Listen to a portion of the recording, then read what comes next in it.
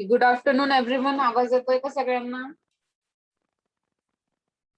Last lecture सारखं सुद्धा यावेळेस चॅटबॉक्स मध्ये पटपट पटपट मेसेज करायचे सगळ्यांनी. ठीक आहे.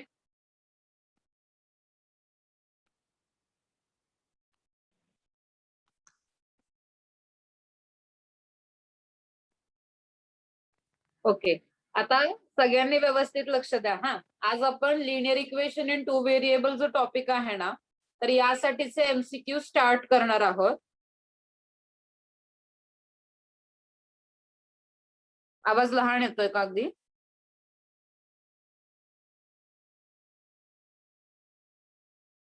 आवाज स्पष्ट येतोय का सांगा प्लीज.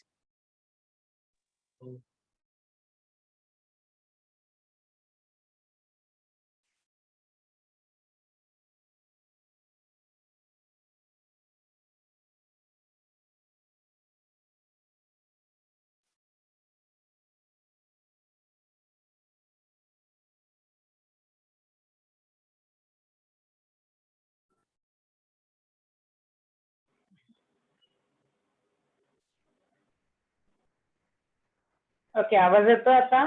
श्रद्धा, आवाज येतोय का बरं आता नीट?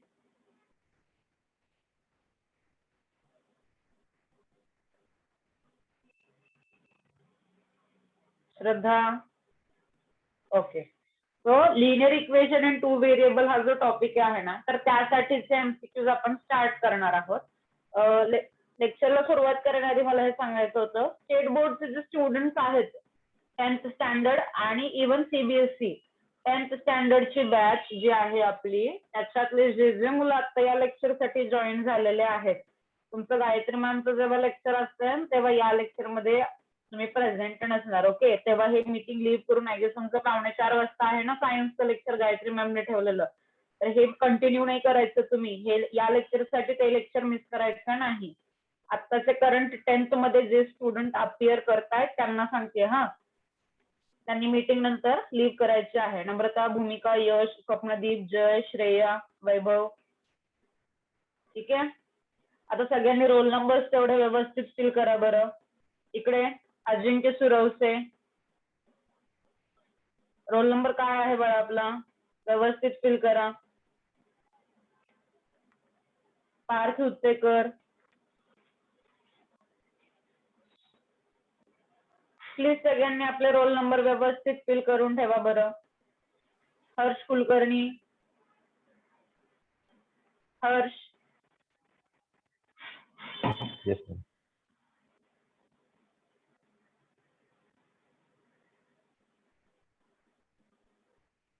Okay, if you are able to unmute yourself तर तुम्ही अनम्यूट करून सुद्धा पटपट आन्सर दिले ना तरी सुद्धा चालेल, म्हणजे आपल्याला सारखं मेसेज बॉक्स मध्ये सुद्धा बघावं लागणार नाही. ठीक आहे, सो सुरुवात करायला काही हरकत नाहीये. आपण आता काय करणार आहोत, linear equation in two variable या टॉपिकला सुरुवात करणार आहोत. एक लक्षात घ्या, थ्रू आउट द टॉपिक मध्ये थ्रू आउट द टॉपिक मध्ये जे आपले टू व्हेरिएबल सांगितले आहेत ना, यांच्यासाठी दरवेळेस त्यांनी आपल्याला एक्स आणि वायच दिलेले आहेत. काय, एक्स आणि वाय हे व्हेरिएबल साठी मोस्टली यूज केलेले आहेत. म्हणून जर कुठे तुम्हाला एम आणि एन दिसून आला और पी क्यू अशा काही पेअर्स दिसल्या तर घाबरून जायचं नाही. ओके, टू व्हेरिएबल्स अंडर तेवढा हा पार्ट कव्हर झाला पाहिजे. आता एक बेसिक काही क्वेश्चन्स विचारायला हा मी, एमसीक्यू सुरुवात करायच्या वेळेस लक्षात घ्या, आपण टप्प्याटप्प्याने जाऊयात. जसं की प्रिव्हियस लेक्चर मध्ये आपण काय केलेलं, आधी डिस्टन्स फॉर्म्युला रिलेटेडच्या कन्सेप्ट पाहिल्या आणि नंतर त्या रिलेटेडचे सगळे एक्झाम्पल्स पाहिले. त्यानंतर पुढे सेक्शन फॉर्म्युला इंट्रोड्यूस करून दिला होता आणि मग त्याचे एक्झाम्पल्स पाहिले होते. सो आता सुद्धा आपण तसंच टप्प्याटप्प्याने जाऊयात. तो सांगा मला सगळ्यात आधी, linear equation in two variables. Okay, basic question विचारते मी अगदी, व्हेरिएबल म्हणजे काय बरं? व्हेरिएबल्सचा meaning Whose value is not fixed. चला, मला आता तुम्हाला अनम्यूट करायची वेळ नाही आली पाहिजे ना, पटपट आन्सर करायचंय.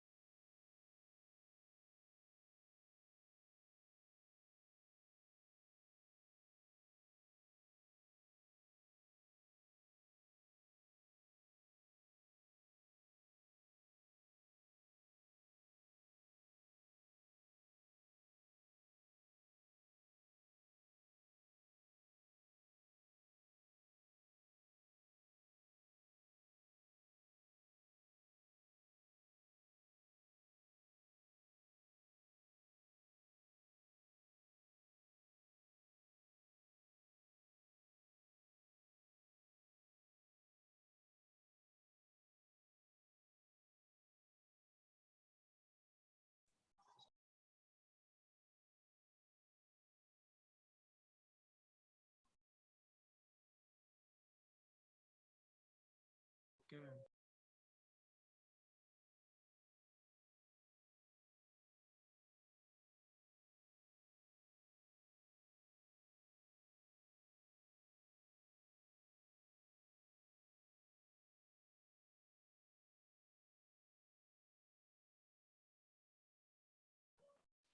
ओके, आवाज येतोय सगळ्यांना?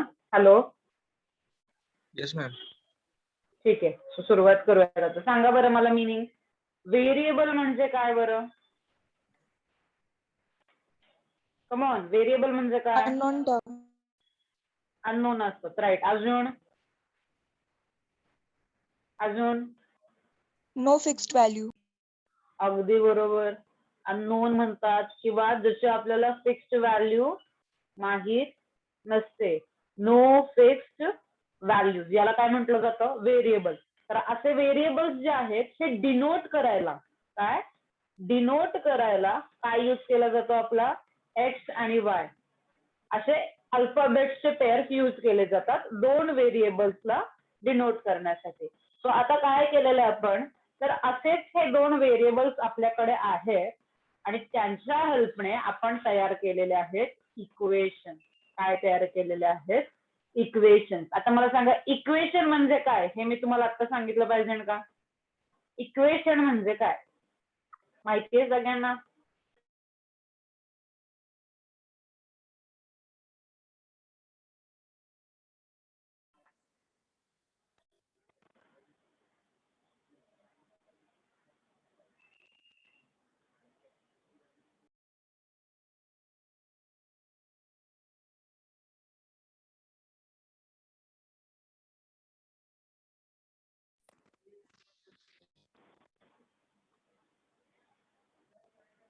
Hello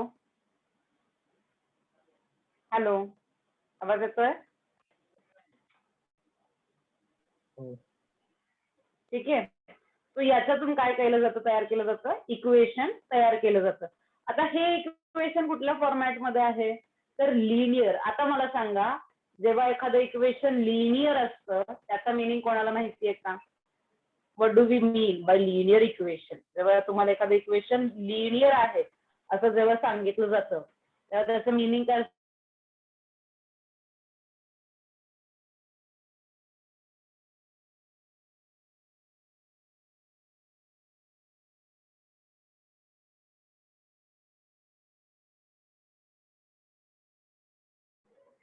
Just wait a minute, I'll sort out what's happening.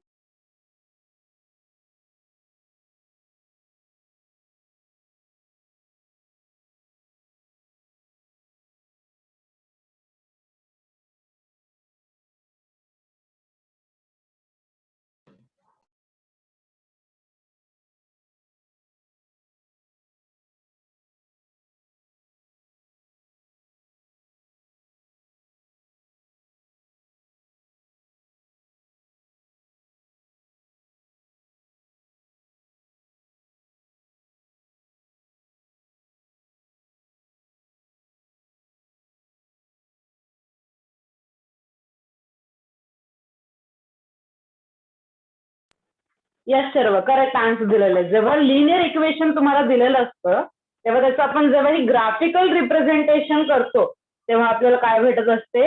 एक स्ट्रेट लाईन भेटत असते. काय भेटत असते? स्ट्रेट लाईन ही भेटत असते. तेव्हा त्या इक्वेशनला काय कन्सिडर केलं जातं? लिनियर इक्वेशन कन्सिडर केलं जातं. मग आता या लिनियर इक्वेशनसाठी एक स्टँडर्ड फॉर्म आहे. काय आहे? एक स्टँडर्ड फॉर्म आहे. कोणी सांगू शकेल का स्टँडर्ड फॉर्म कोण आहे? काय आहे ते? Ax plus by plus c is equal to ax plus by plus c equals to 0 or sometimes ax plus by equals to c. दोनही वेजने हे इक्वेशन लिहिले जातात बट असं काही सिग्निफिकंट चेंज काही या केसमध्ये होत नाही. ओके, सो आता आपण काय करणार आहोत? मी एक काम करते, आता तुम्हाला व्हाईट बोर्ड शेअर करते कारण आपल्याला काय करायचंय?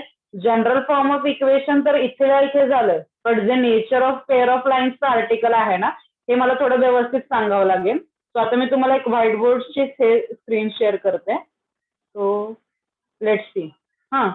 तर आता काय केलेलं आहे? तर जेव्हा एकतर या टॉपिक मध्ये आपण काय पाहतोय? पेअर ऑफ इक्वेशन पाहतोय. काय? Pair of linear equation. म्हणजे इक्वेशन किती आहेत आपल्याकडे? टोटल 2 इक्वेशन्स आहेत. ओके, आता जेव्हा आपण याचं नेचर पाहतो काय पाहणार आहोत आपण? त्या दोन पेअर साठीचं नेचर पाहणार आहोत तर त्याचा मिनिंग काय राहतो, तर सगळ्यात आधी काय राहतं, तर लक्षात घ्या हा, टोटल या ह्याच्यामध्ये 3 टाइप्स पडतात नेचर रिलेटेडच्या. लक्षात घ्या, स्टेट बोर्डच्या स्टुडंट्सला हे आर्टिकल व्यवस्थित एक्सप्लेन केलेलं नाहीये टेक्स्टबुक मध्ये, but still when I checked questions based on this article, या क्वेश्चन मध्ये तसे थरलीच काही क्वेश्चन विचारले गेलेले आहेत. तो लक्षात घ्या, जेव्हा कधी सुद्धा मला पेअर ऑफ लिनियर इक्वेशन म्हणजे माझ्याकडे किती आहेत, माझ्याकडे 2 लाईन्स आहेत राईट. ग्राफिकली विचार करायचा गेला तर जेव्हा मला पेअर ऑफ लिनियर इक्वेशन देतात, टेक्निकली ते मला काय देतात बरं, 2 लाईन्स देतात. तर या 2 लाईन ज्या आहेत ना, यांच्यामध्ये नेचर कसं राहतं आपलं, तर इधर आपल्या 2 लाईन्स या इंटरसेक्टिंग असतील, काय असतील, इंटरसेक्टिंग असतील, और पॅरलल असतील, काय असतील, पॅरलल असतील, किंवा स्वीट अँड सिम्पल कोइन्सिडेंट असतील.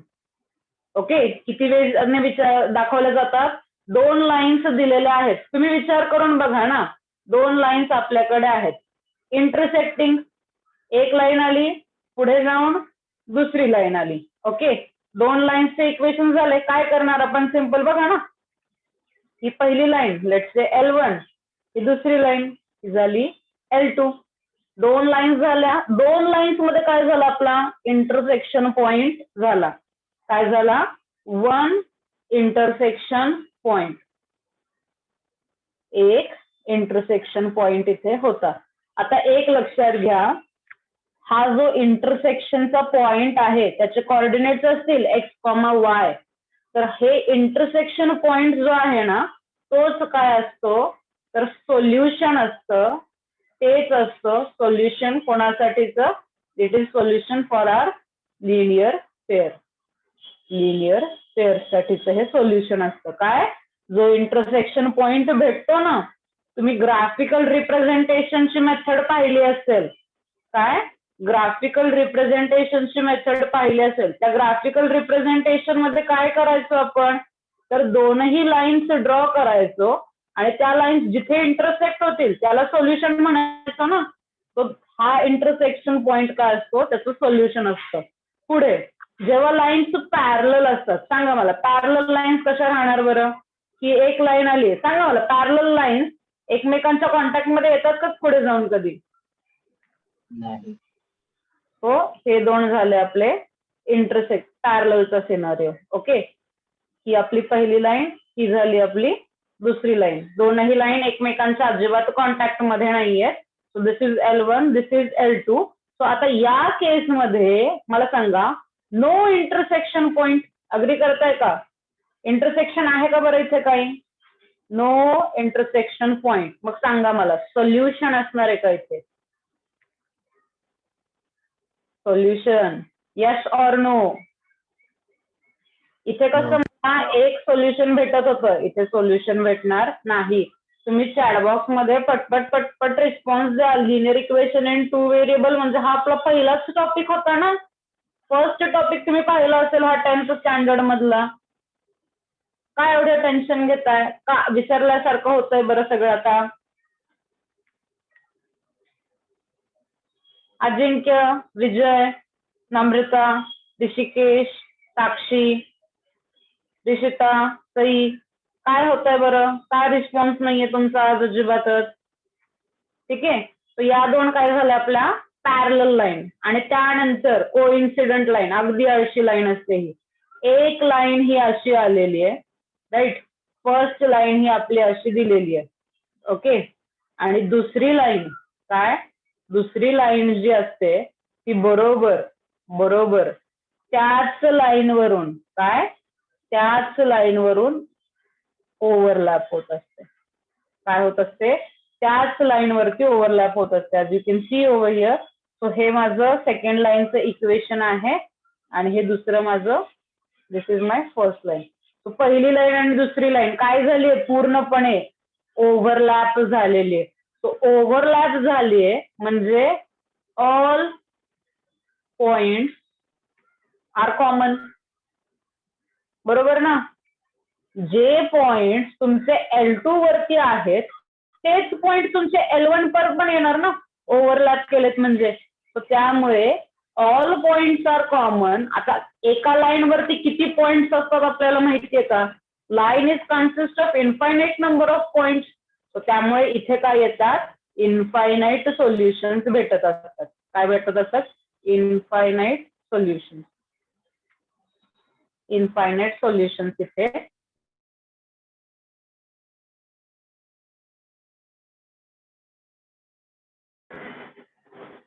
So infinite number of points इकडे आपल्याला भेटणार आहेत.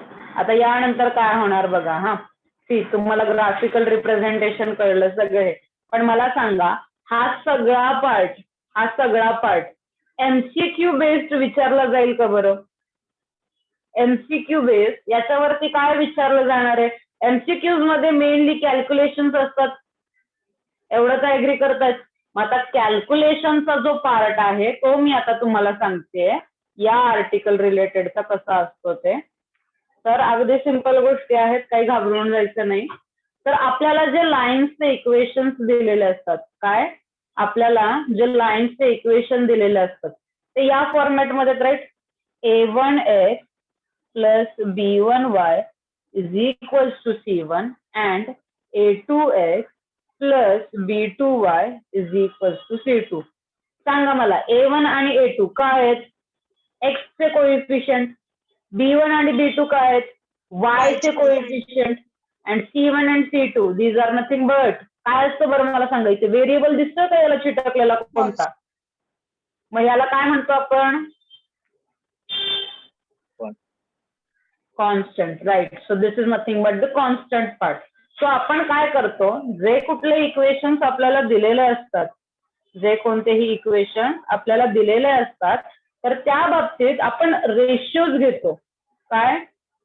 A1 A2 B1 upon B2 हा रेशो घेतो. पॅरललच्या वेळेस A1 upon A2 B1 upon B2 then C1 upon C2. आणि कोइन्सिडंटच्या वेळेस again A1 upon A2 B1 upon B2 and then C1 upon C2. Okay. तर रेशोज आपण घेतो. रेशो कसे कन्सिडर करतात बघा. हा सगळ्यात आधी इंटरसेक्टिंग, त्यानंतर पॅरलल, मग कोइन्सिडंट. बेसिक असतं की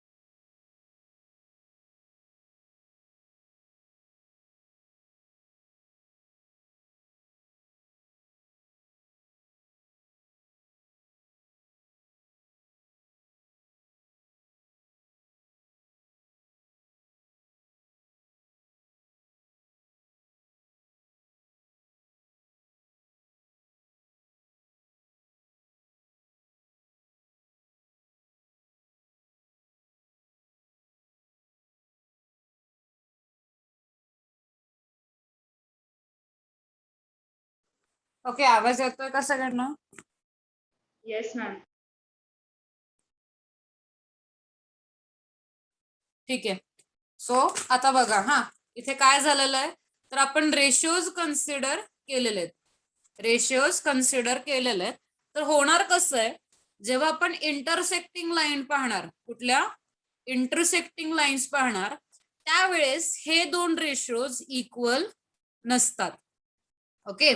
इंटरसेक्टिंगच्या वेळेस सिंपल दोन रेशिओज घ्यायचे, दोनही रेशिओज इक्वल नसणार आहेत. पॅरललच्या वेळेस काय होणार आहेत, तर रेशो इक्वल. कोइन्सिडंटच्या वेळेस सुद्धा पहिले दोन रेशोज इक्वल. म्हणजे काय, एक्सच्या कोइफिशियंटचे रेशोज आणि वायच्या कोइफिशियंटचे रेशोज. इकडे सुद्धा एक्सच्या कोइफिशियंटचे रेशोज आणि वायच्या कोइफिशियंटचे रेशोज काय असणार आहेत, इक्वल असणार आहेत. मग आता चेंज कसा लक्षात ठेवणार, की पॅरलल कोणते आणि कोइन्सिडंट कोणते. तर त्यावेळेस आपण काय करतो, तर C1/C2 चा रेशो नॉट इक्वल आणि इथे सुद्धा C1/C2 चा रेशो नॉट इक्वल असा असतो. ओके, सो ही सिच्युएशन असते.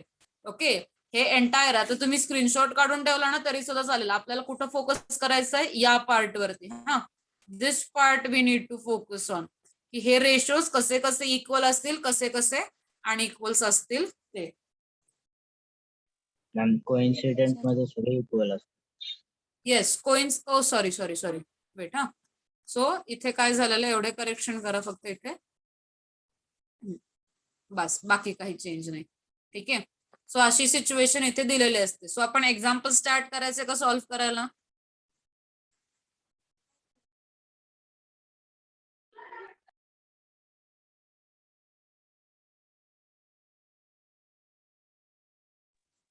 ठीक आहे, so new share video share. Okay, so आता एक्झाम्पल सॉल्विंगला सुरुवात करूयात. एक्झाम्पल्स अगदी सोपे आहेत, फक्त व्यवस्थित लक्ष देणार आहात हा सगळेजण. एक्झाम्पल्स खूप सोपे आहेत. मिनिमम 3 एक्झाम्पल्स तरी या टॉपिक वरती विचारले जाऊ शकतात. ठीक आहे, identify the linear equation in 2 variable from the following. Okay, लक्षात घ्या, सगळ्यात आधी इक्वेशन काय सांगितलंय, linear.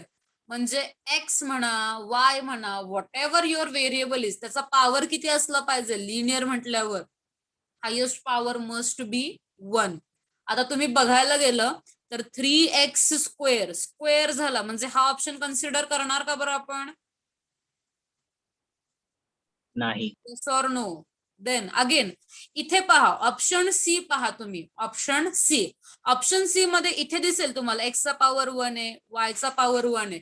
But as you know की जर एखादा डिनॉमिनेटर मध्ये पॉवर तुम्हाला दिलेला असेल तर न्यूमरेटर मध्ये तो घेतला तर तो काय बनून जातो, negative. So since this is 4/x, याला काय बनणार 4 × x⁻⁻1. आपल्याला पॉवर -1 हवा आहे का, नाही. म्हणजे ऑप्शन सी सुद्धा काय होऊन जाणार आहे, कॅन्सल. आता शिल्लक राहिले हे दोन इक्वेशन्स, राईट. दोनही इक्वेशन्स मध्ये पाहिलं पॉवर काय दिलेलं आहे, 1 1 1 1. सो आता लिनियरचा यूज करून आपल्याला काही करता येणार नाही. पुढे काय सांगितलं बघा, इन व्हेरिएबल किती हवेत, 2 व्हेरिएबल्स. मला सांगा इथे 0 × y जर मी केलं, हा y व्हेरिएबल इकडे शिल्लक राहील का रे, No. सो ऑप्शन बी सुद्धा आपला कॅन्सल होतोय. So R answer is option A. ठीक आहे, ऑप्शन येतं आन्सर ए. पुढे, which of the following is solution in the simultaneous equation. लक्षात घ्या, इक्वेशन्स सॉल्व्ह करायला सोपे वाटले, काय इक्वेशन्स सॉल्व्ह करायला सोपे वाटले तर पटकन सॉल्व्ह करायचे. अदरवाईज काय, अदरवाईज सिम्पली या व्हॅल्यूज ज्या आहेत ना त्या इथे पुट करायच्या. लक्षात घ्या, या केसमध्ये व्हेरिएबल आहे तुमचे एम आणि एन. सो चला सगळ्यांनी हे करून बघा. इक्वेशनच्या पेअर आहेत 5m - n = 3. मोबाईल लागणार चार्जिंग नाही नाही नाही आवाज आवाज बाकीच्यांनी लक्ष द्या व्यवस्थित. निवडच नाही.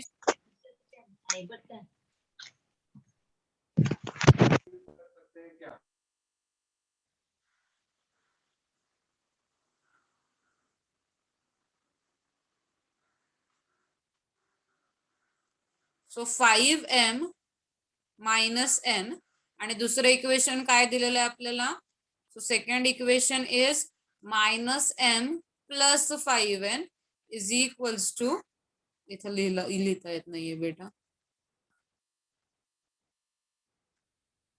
So -m + 5n = 9. हे सेकंड इक्वेशन सिंपल आहे बघा. व्हॅल्यू पुट करून बघा, 2 आणि 1. ओके, 2 आणि 1 व्हॅल्यू पुट करून पहा. हो सर बोला ना.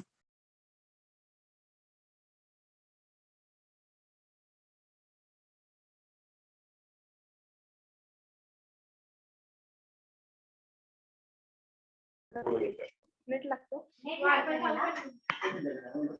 पप्पा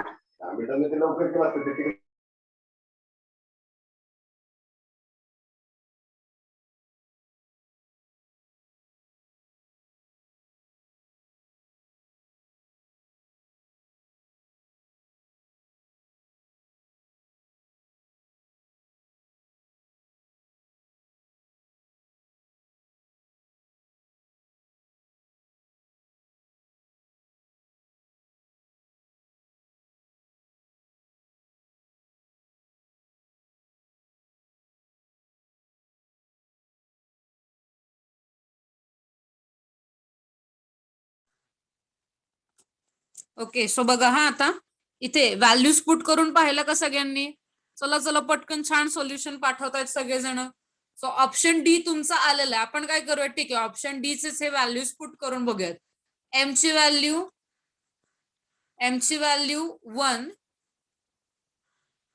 ची व्हॅल्यू 1 आणि एन ची व्हॅल्यू 2 राईट. पुट करा बरं. 5 into 1 मायनस एन ची व्हॅल्यू 2. 5 into 1 5 minus 2 केल्यावर बरोबर 3 येतंय. हे इक्वेशन सॅटिस्फाय करते. Now for this equation minus of 1 plus 5 times 2. So minus 1 plus 5 2 जा 10. आन्सर येतंय 9.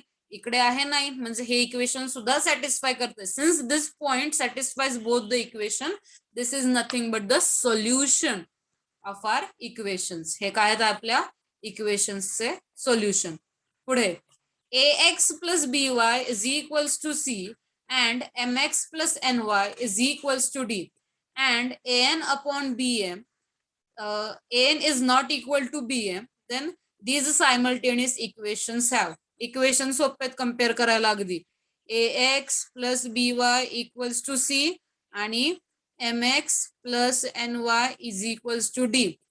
कंडिशन दिली आहे इनइक्वालिटीची. तुम्ही बघू शकता am upon bn, a upon m is not equals to b upon n. ही सिच्युएशन कधी असते बरं? जेव्हा ओनली वन सोल्युशन म्हणजेच इंटरसेक्टिंग लाईन्स दिलेल्या असतात त्यावेळेस ही सिच्युएशन येते. Okay. Now for next example question number 4. Question number 4 साठी काय झालेलं बरं? If x plus Y equals to 12 आणि x minus y equals to 10. आपल्याला व्हॅल्यू शोधायची आहे y ची, म्हणजे इलिमिनेट करणार आहोत आपण x ला, म्हणजे दोन इक्वेशन करावे लागतील इथे सबस्ट्रॅक्ट. लक्षात घ्या सायमल्टेनियस इक्वेशन कसे सॉल्व्ह करायचे हे तुम्ही सगळे 9th स्टँडर्ड मध्ये शिकलेले आहात. So after subtracting what happens, this becomes minus, this minus becomes plus, this plus becomes minus. सांगा x minus x cancel, y plus y 2y, 12 minus 10 2. सांगा y चा आन्सर किती येत आहे? Option B. बरोबर. यानंतर क्वेश्चन नंबर 5 पाहूयात. Which of the following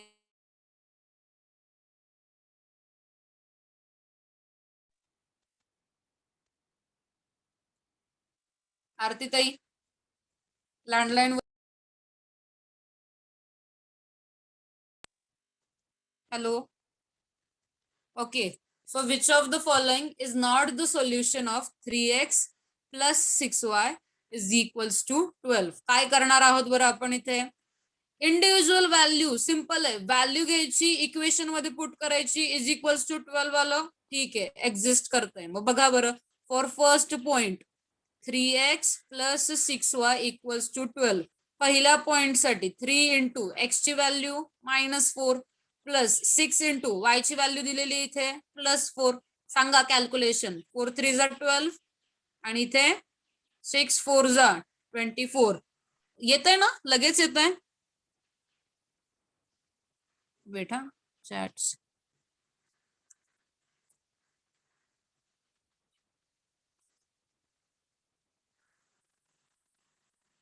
हे किती येतंय? हे कॅल्क्युलेशन चुकलत का?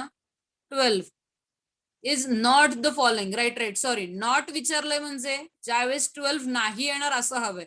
या केसमध्ये 12 येतंय. सो तुमच्या म्हणण्यानुसार ऑप्शन डी च्या बाबतीत पाहिलं तर सो 3 इंटू एक्स ची व्हॅल्यू 3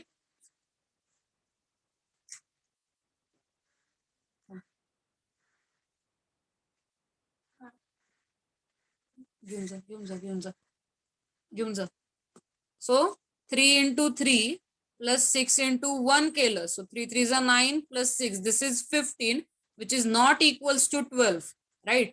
सो ऑप्शन डी येतो आपलं करेक्ट आन्सर. दार लावूनच घेऊन सारखं डिस्टर्बन्स येतोय. नाव ग्राफिकल व्हॅल्यू बेस लक्षात घ्या. ऍज यू कॅन सी या एंटायर याच्यामध्ये ह्या सगळ्या क्वेश्चन्स मध्ये तुम्हाला एक गोष्ट तर तुम्ही समजून घेतली पाहिजे. लिनियर इक्वेशन इन 2 व्हेरिएबल हा टॉपिक जेव्हा तुम्ही स्टडी केला होता तेव्हा तुम्हाला सगळ्यात आधी सायमल्टेनियस इक्वेशन शिकवले होते, ज्याच्या वेळेस तुम्हाला इलिमिनेशन मेथड, त्यानंतर सबस्टिट्यूशन मेथड, त्यानंतर ग्राफिकल मेथड, त्यानंतर क्रॅमर्स रूल. राईट. सो अशा खूप साऱ्या मेथड्स तुम्हाला शिकवल्या होत्या त्यांनी. बट यावेळेस झालेलं काय आता की आपल्याला मेथड मॅटर नाही करत, तुमचं फायनल आन्सर काय येतं हे बघायचंय त्यांना. सो तुम्ही ते भले कुठल्याही मेथडने घ्या. सो त्यामुळे होतंय कसं, इलिमिनेशन मेथड आणि सबस्टिट्यूशन मेथड आहेत ना, यांचं इम्पॉर्टन्स अगदी कमी झालेलं आहे. वाईल ग्राफिकल मेथड मध्ये तरी आपण थोडेफार सुरुवातीला कॅल्क्युलेशन्स करायचो. राईट. पॉइंट्स वगैरे जेव्हा शोधायचे असायचे तेव्हा.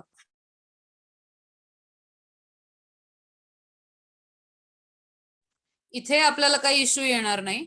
त्यासोबतच काय आणखीन तर क्रॅमर्स रूलच्या वेळेस सुद्धा फॉर्म्युले झाले होते. सो या टॉपिक मध्ये वरती फोकस जास्त केलेला असेल. एक मिनिट थांबा.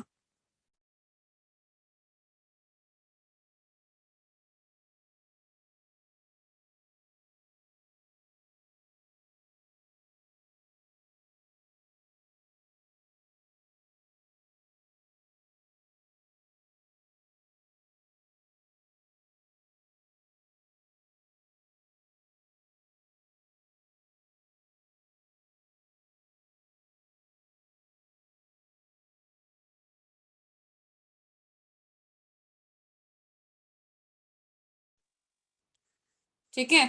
सो मेन वेटेज कुठे राहणार आहे, इलिमिनेशन मेथड आणि substitution method.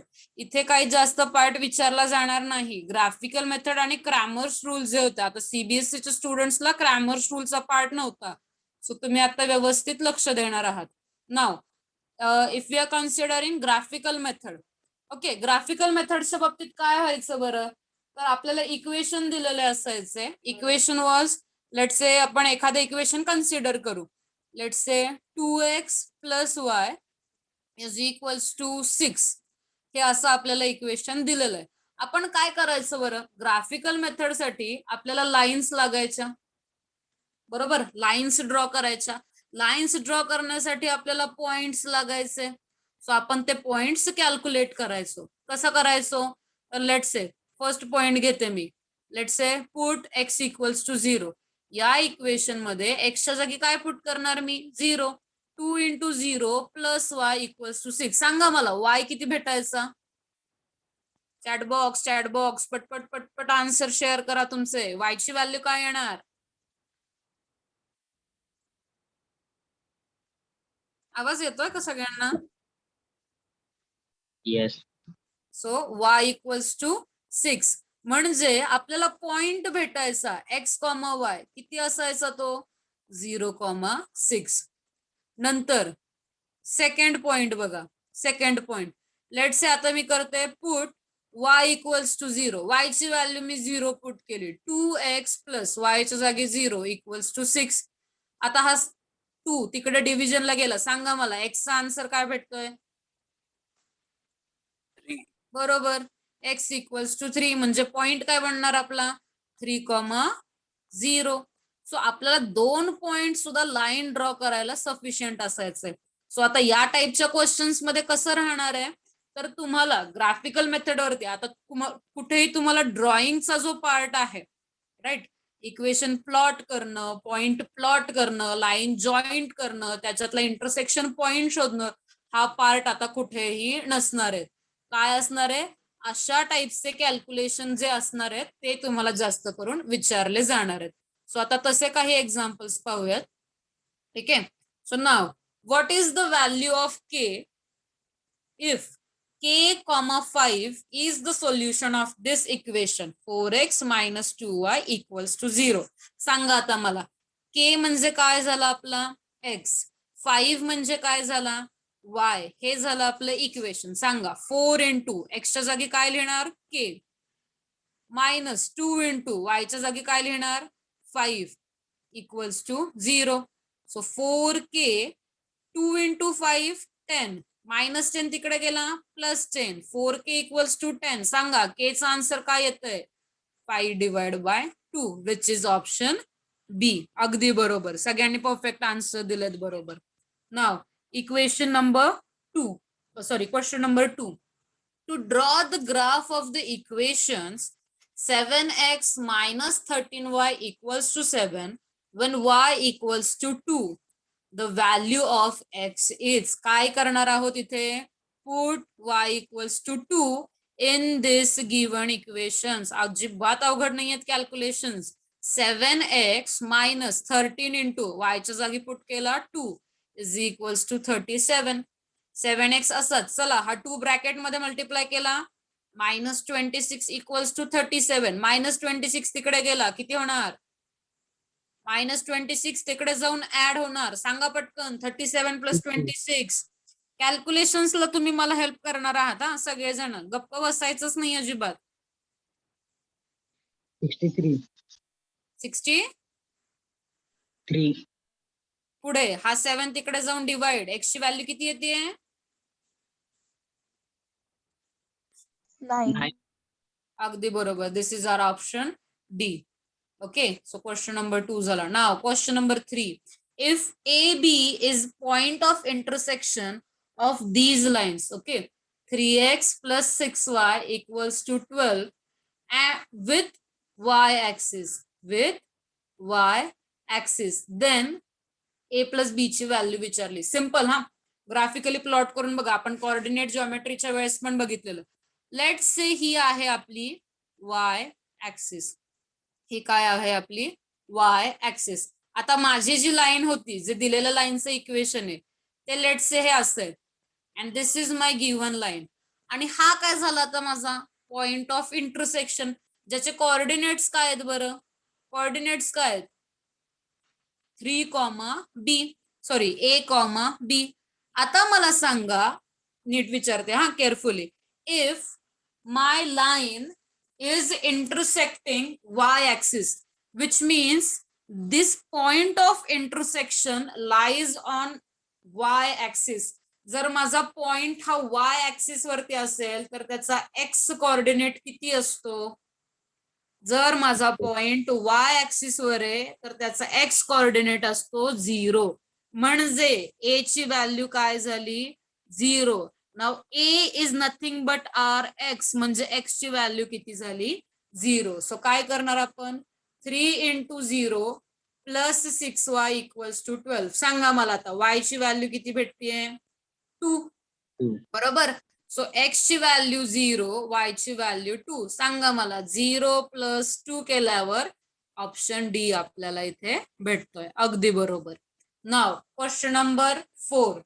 If a, b is the point of intersection of line 7x plus 9y equals to 62 with the line y is equals to 3, then a into b is equals to unknown.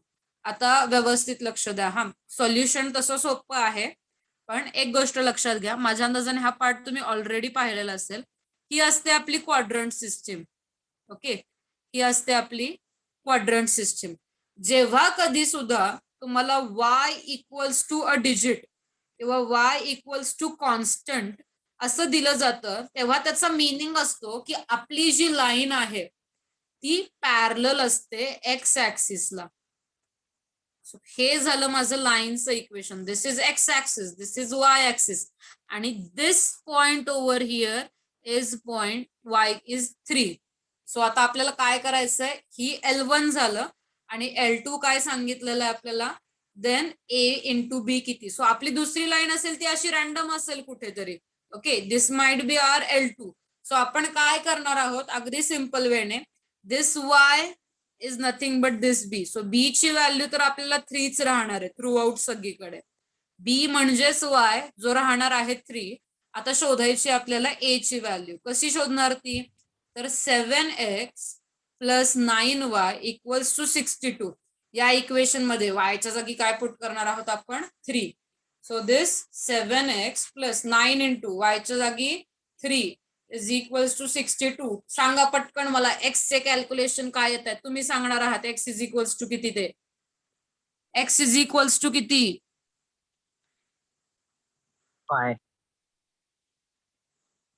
5 येत आहे सगळ्यांचं. So x चे calculation 5. So a into b, so a equals to 5 झाला, b equals to 3 आहे. सांगा मला a into बी किती होणार, ऑप्शन 15. ए. सो 15 आपल्याला इथे भेटून जाते. करेक्ट.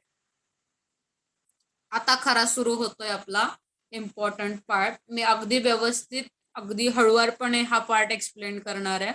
क्रॅमर्स रूल बेस्ड काही क्वेश्चन्स आहेत.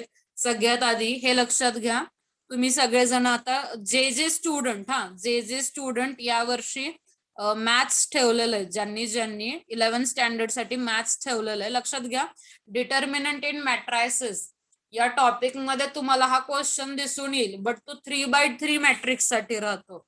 आपण तेव्हा व्हेरिएबल 3 असतात, एक्स वाय झेड. आपण जे पाहतोय त्याच्यामध्ये फक्त एक्स आणि वाय हे 2च व्हेरिएबल्स आहेत. सो आता इथले जे मॅट्रायसेस दिसतील तुम्हाला हे 2x2 चे असतील. लक्षात घ्या, कॅल्क्युलेशन्स अगदी सोपे आहेत, व्हॅल्यूज अगदी सोप्या पद्धतीने तुम्हाला भेटून जातात. सगळ्यात आधी आपल्याला दिलेले जे इक्वेशन्स असतील त्यावेळेस ax plus by is equals to c. Jay, format correct आहे का सांग मला. If I am considering for Cramer's rule, मला स्टँडर्ड फॉर्म कुठला प्रेफर करायचा असतो, कॉन्स्टंट पार्ट पूर्णपणे एकीकडे आणि एक्स आणि वाय दुसरीकडे. हा फॉर्मॅट असतो का, कॉन्स्टंट पार्ट एक्स वाय सगळे एकीकडे आणि बाकीची दुसरी व्हॅल्यू 0 दुसरीकडे. कुठला फॉर्मॅट प्रेफर करतो बरं आपण, बोला पटकन. राईट हँड हा फॉर्मॅट प्रेफर करतो का नाही करत, करतो. सो हे झालं एक इक्वेशन. दुसरं equation ax plus by equals to c. आता दोन इक्वेशनला वेगळं कसं कन्सिडर करायचं, तर let's say a1x b1y is equals to c1, a2x plus b2y is equals to c2. So this is first equation and this is second equation. हे equations जे दिलेले असतात ना, या इक्वेशन्स वरून तुम्ही ह्या व्हॅल्यू शोधणार, a1 b1 c1 then a2 b2 c2. Okay, ह्या व्हॅल्यू शोधणार. फॉर एक्झाम्पल मी तुम्हाला दोन इक्वेशन्स देते, 3x minus 2y equals to 5 आणि x plus 3y is equals to 7. सांगाल का बरं मला तुम्ही व्हॅल्यूज a1 b1 c1 च्या, a2 b2 c2 च्या.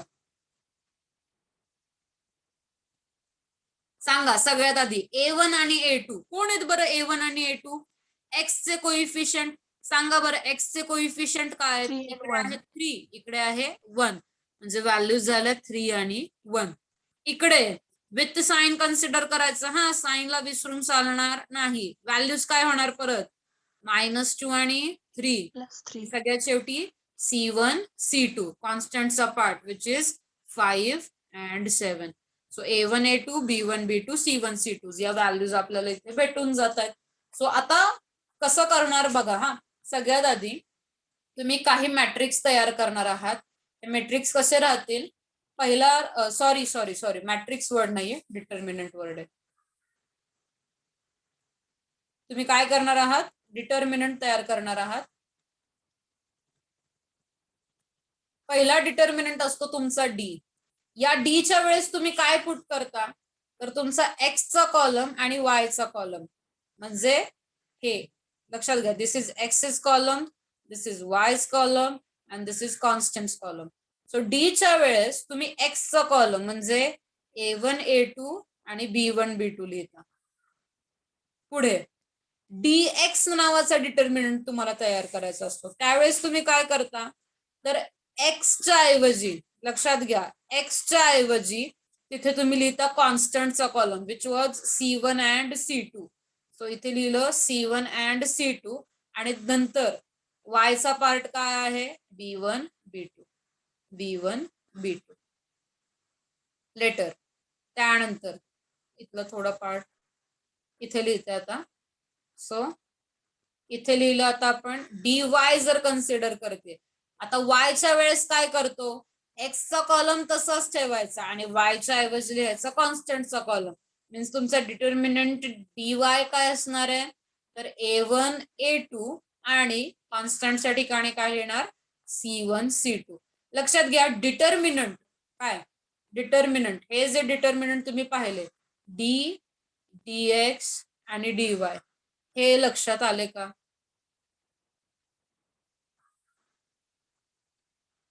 डिटर्मिनंट्स तुमच्या लक्षात आले का? तयार कसे करायचे ते? कुठल्या कुठल्या व्हॅल्यूज कुठे कुठे पुट करायच्या? डिटर्मिनंट अजून सॉल्व्ह करायला मी सांगितलेलं नाही, जस्ट विचारते डिटर्मिनंट तयार कसा करायचा, कुठल्या ठिकाणी कुठल्या व्हॅल्यूज पुट करायच्या. लक्षात घ्या, मेन डिटर्मिनंट आहे आपला डी. हा कसा बनवणार? तर तिथे काय करतो आपण? एक्स ची व्हॅल्यू, अरे इथे टाईप नाही, सॉरी, एक्स ची व्हॅल्यू आणि वाय ची व्हॅल्यू, राईट, ते दोन कॉलम लिहितो. कधी? सिंपल डी च्या वेळेस. डी च्या वेळेस एक्स आणि वाय दोघांना घ्यायचं.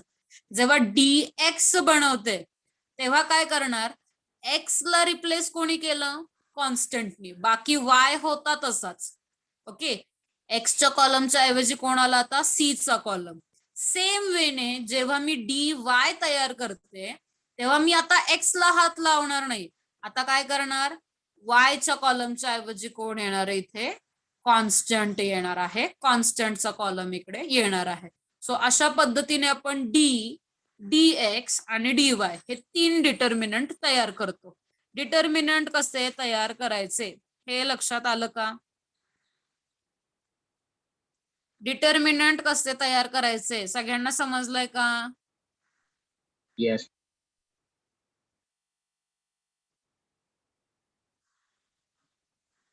ठीक आहे. सो आता काय करणार आपण? Simple cross multiplication. आता ही क्रॉस मल्टिप्लिकेशन कशी असते हा पार्ट अगदी इम्पॉर्टंट आहे, कोणतीही गडबड करायची नाही. पहिल्यांदा या दोघांची मल्टिप्लिकेशन घ्यायची. कोणाची? या दोघांची. A1 into B2. मल्टिप्लिकेशन दरवेळेस क्रॉस फॉर्मॅट मध्ये असते. सो पहिल्यांदा डायगोनली जायचं फर्स्ट एलिमेंट पासून.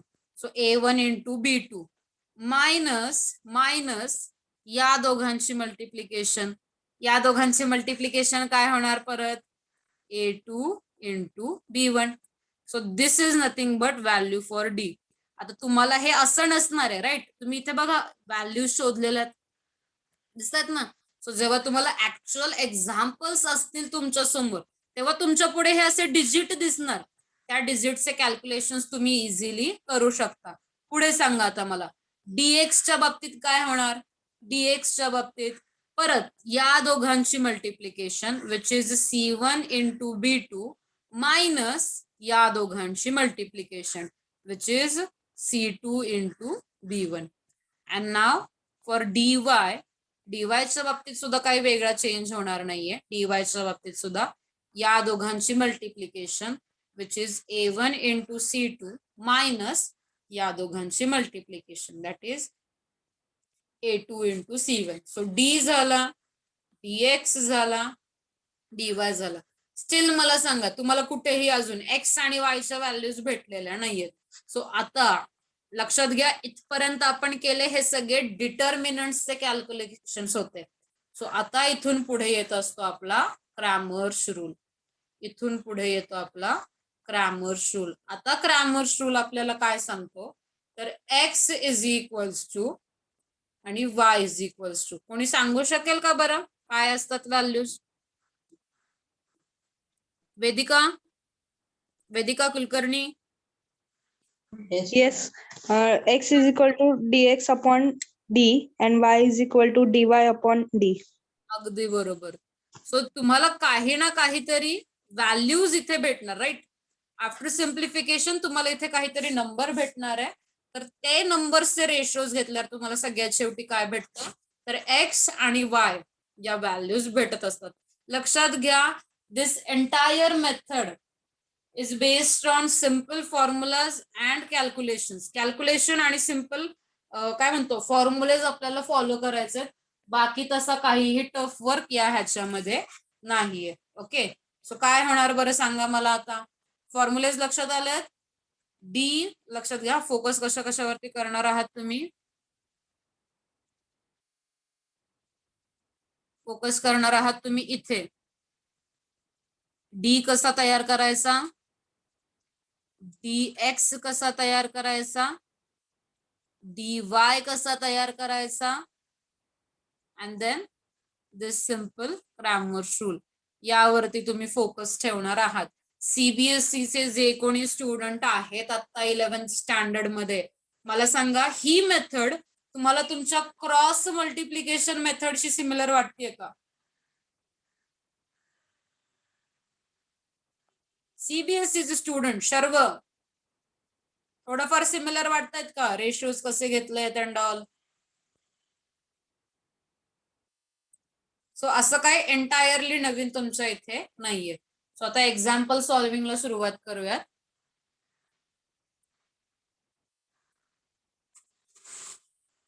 एक्झाम्पल सॉल्विंगला सो सांगा, डिटर्मिनंट आहे. डिटर्मिनंट सिम्पली आधी तुम्हाला कॅल्क्युलेट करायचं. डिटर्मिनंट कसं घेतो बरं आपण, तर या दोघांची मल्टिप्लिकेशन आधी मीन्स 1/3 इंटू 3/2 मायनस या दोघांची multiplication that is 3 into minus 1/6. सांगा मला काय होणार. 3 कॅन्सल, इथे शिल्लक राहतो 1/2.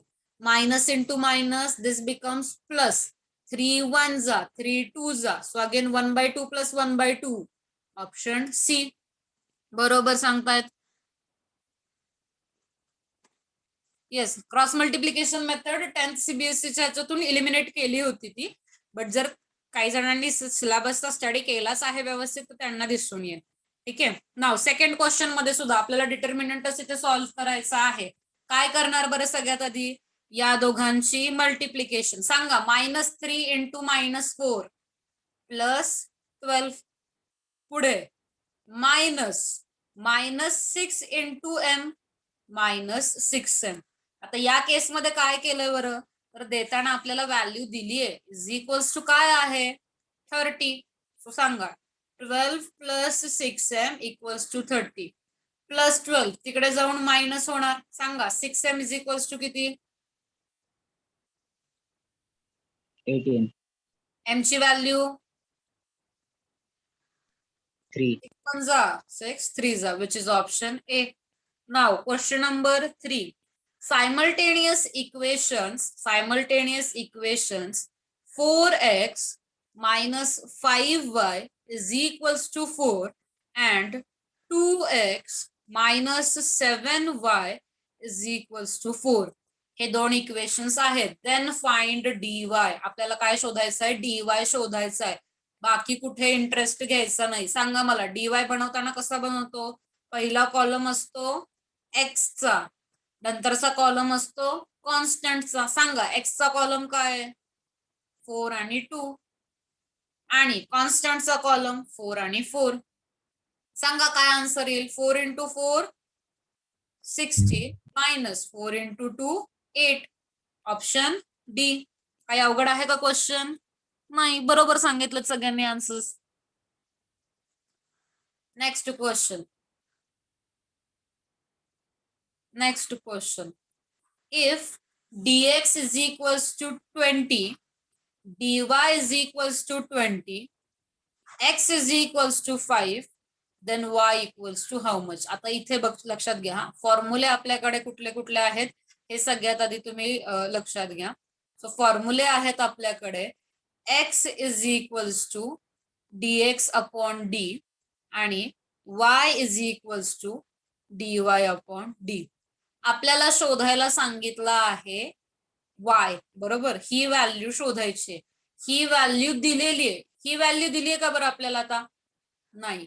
मग ही व्हॅल्यू शोधायची कशी? By using this condition. सांगा मला आता. x ची व्हॅल्यू दिलेली आहे 5 इज इक्वल टू dx ची value 20. So 20 divided by d. सांगा, हा d तिकडे मल्टिप्लाय, हा 5 इकडे divide. So d is equals to 20 divided by 5. सांगा d ची व्हॅल्यू किती येते? आता y is equals to dy ची व्हॅल्यू 20 डिवाइड बाय d ची व्हॅल्यू 4. सांगा मला y किती येतोय तुमचा?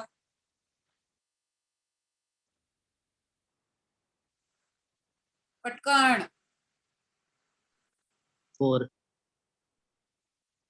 किती? 5. 5. This is our option B. Correct.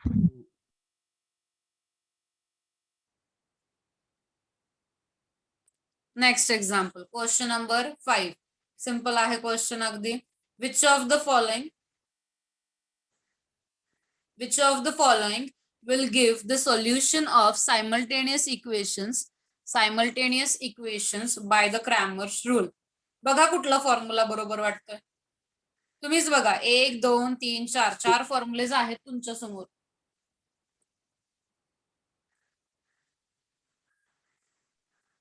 Ma'am option D. बरोबर. हा ऑप्शन तुम्हाला सगळ्या ठिकाणी दिसून येईल. ऑलरेडी आपण वरती कॉन्सेप्ट डिस्कस केलेले आहे, तिथे तुम्हाला हे फॉर्म्युलेज दिसून येतील. नाव नेक्स्ट क्वेश्चन. हा,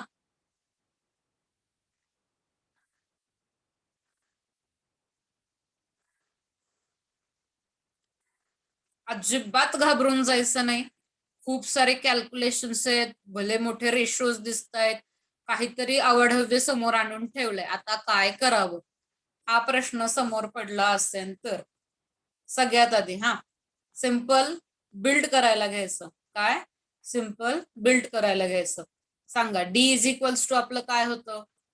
a1 a2 b1 b2. बरोबर. d ची व्हॅल्यू काय भेटलेली आपल्याला? a1 b2 minus b1 a2. त्यानंतर आपण dx घेतला होता. dx च्या वेळेस काय झालं बरं? या कॉलमला रिप्लेस केलं होतं कॉन्स्टंटनी c1 c2 आणि b1 b2. काय होणार परत आता इथे क्रॉस मल्टिप्लिकेशन घेतली तर काय दिसतंय सांगा मला? b2 c1 minus b1 c2. बरोबर ना? अँड फायनली dy च्या बाबतीत dy चे कॅल्क्युलेशन्स इथे राहणार a1 a2, इथे येणार c1 c2. व्हॅल्यूज कशा राहतील आता इथे? मल्टिप्लिकेशन घेतली तर a1 c2 minus a2 c1. आता या व्हॅल्यूज आहेत आपल्याकडे. हा कुठल्या व्हॅल्यूज कडे फोकस करणार तुम्ही? दिस अँड दिस. सांगा मला आता x इज इक्वल्स टू काय होतं आपलं? dx upon d. म्हणजेच dx काय आहे आपला? b2 c1 minus b1 c2 divided by d ची व्हॅल्यू होती आपली a1 b2 minus b1 a2. सांगा बरं, हा ऍटलिस्ट हा एवढा पार्ट दिसतोय का? कुठं दिसतोय तुम्हाला या कम्प्लीट सिरीज मध्ये? b2 c1 minus b1 c2 a1 b2 minus a2 b1. Right. So तुम्ही पाहिलं तर ऑप्शन ए आणि ऑप्शन सी च्या इथे तुम्हाला एक्स मॅच झालेला दिसतोय. म्हणजे ऑप्शन डी आणि ऑप्शन बी आता निघून गेलेले आहेत. आता काय करायचं? वाय साठी वाय काय सांगितलेलं आपल्याला? dy upon D. dy ची व्हॅल्यू काय आहे? हे बघा, ही इथली आहे आपली dy ची व्हॅल्यू.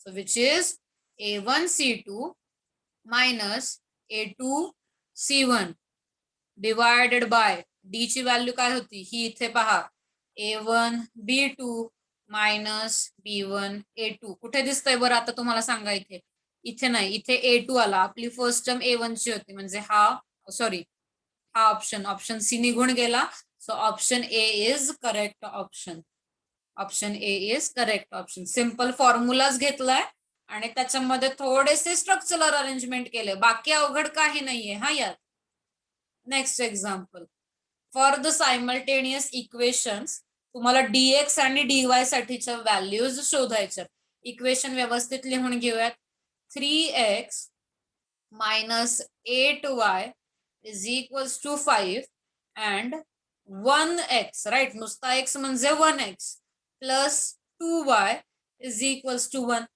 x तयार करते सॉरी dx तयार करते कोण येणार कॉन्स्टंटचा कॉलम y चा column constant is 5 and 1 y is -8 -8, 2 calculate करा आणि मला dx ची व्हॅल्यू सांगा बरं तुम्ही आता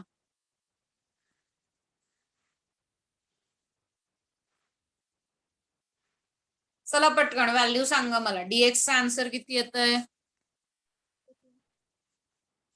dx येतोय तुमचा 18 करेक्ट आता 18 कुठे आहे सगळीकडेच दिसतोय तसं पण ऑप्शन बी निघून गेला ऑप्शन डी निघून गेला नाव dy चे कॅल्क्युलेशन्स 3 - 5 ऑप्शन ए बरोबर ना 3 - 5 which is -2 so option A is our correct solution. Now question number next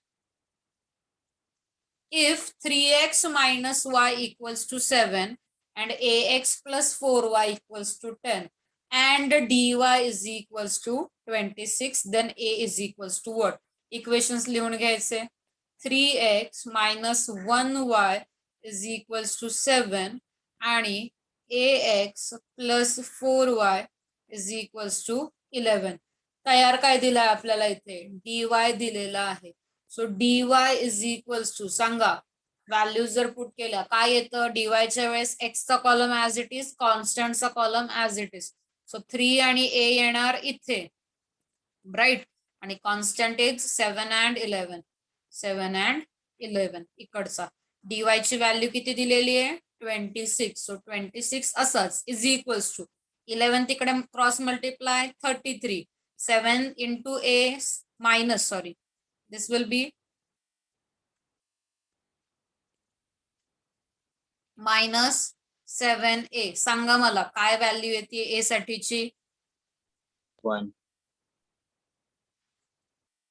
-7 तिकडे गेला 26 तिकडे गेला 7a equals to 7 भेटणार a ची व्हॅल्यू तुम्हाला भेटणार इकडे 1 कॅल्क्युलेशन व्यवस्थित करा फक्त ओके लक्षात घ्या या आर्टिकल मध्ये प्लस और मायनसच्या चुका जास्त केल्या जातात ओके तसं बघायला गेलं तर काय सिंपल फॉर्म्युलाच तुम्हाला फॉलो करायचा आहे ना सो तसा जास्त मेजर टास्क तुम्हाला काही नाहीये काळजी काय घ्यायची फक्त प्लस और मायनसची गडबड करून चालणार नाही ठीक आहे प्लस और मायनसची काळजी घ्यायची नाव चला काही वर्ड प्रॉब्लेम्स आहेत वर्ड प्रॉब्लेम बेस्डचे काही एक्झाम्पल्स पाहूयात डिरेक्टली एक्झाम्पल्सला सुरुवात केली तर बेटर राहील ठीक आहे so the difference between 2 numbers is 13 म्हणजे आता let's say 2 number me consider करते x आणि y त्याच्यातला x मी मोठा कन्सिडर करते हा हे झालं माझं अझम्पशन 2 नंबर्स काय आहेत माझे x आणि y त्याच्यातला पण मी मोठा नंबर काय कन्सिडर करते x तर त्या दोघांमधला डिफरन्स किती सांगितलाय 13 म्हणजे पहिलं इक्वेशन काय असणार आहे माझ्याकडे तर x minus y is equals to 13 next case thrice the smaller number is less by 1 than greater number काय आहे आपल्याकडे x ग्रेटर नंबर आहे आपल्याकडे x स्मॉलर नंबरला काय केलंय मी थ्राईस केलंय स्मॉलर नंबरला कन्सिडर केलंय मी 3 times y मला आता याच्यातली सिच्युएशन तुम्ही फ्रेम करून सांगा पटकन less than 1 by the greater number सांगा पटकन. इक्वेशन, मला इक्वेशन हवंय, मला आन्सर नकोय, मला इक्वेशन पाहिजे तुम्ही बिल्ड करून दिलेलं. X is mike please unmute ठेवा. 3y is equal to equation x build करून minus सांगा मला सगळेजण. x minus 3y is equal to 1.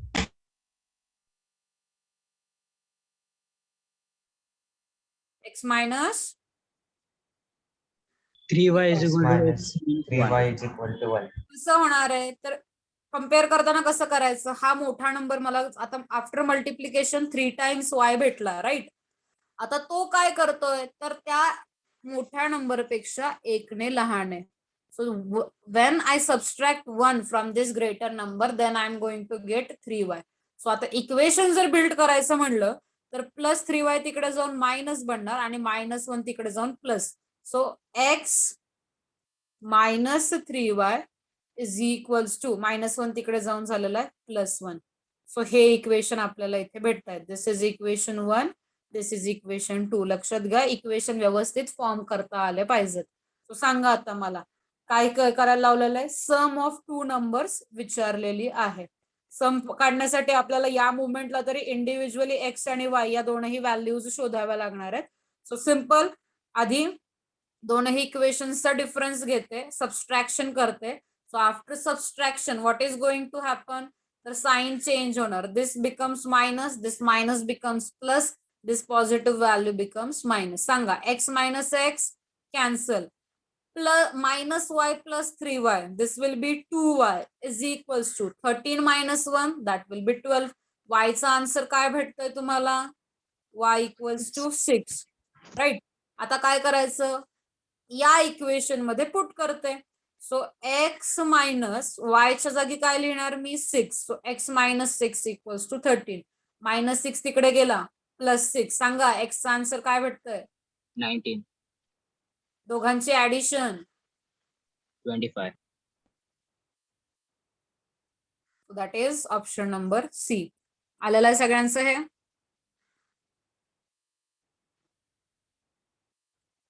CBSE 10th स्टँडर्डचे स्टुडंट, सायन्सचं लेक्चर ज्यांचं ज्यांचं आहे आता स्टार्ट होणार आहे, मीटिंग लिव्ह करा, गायत्री मॅम चिडतील उगाच.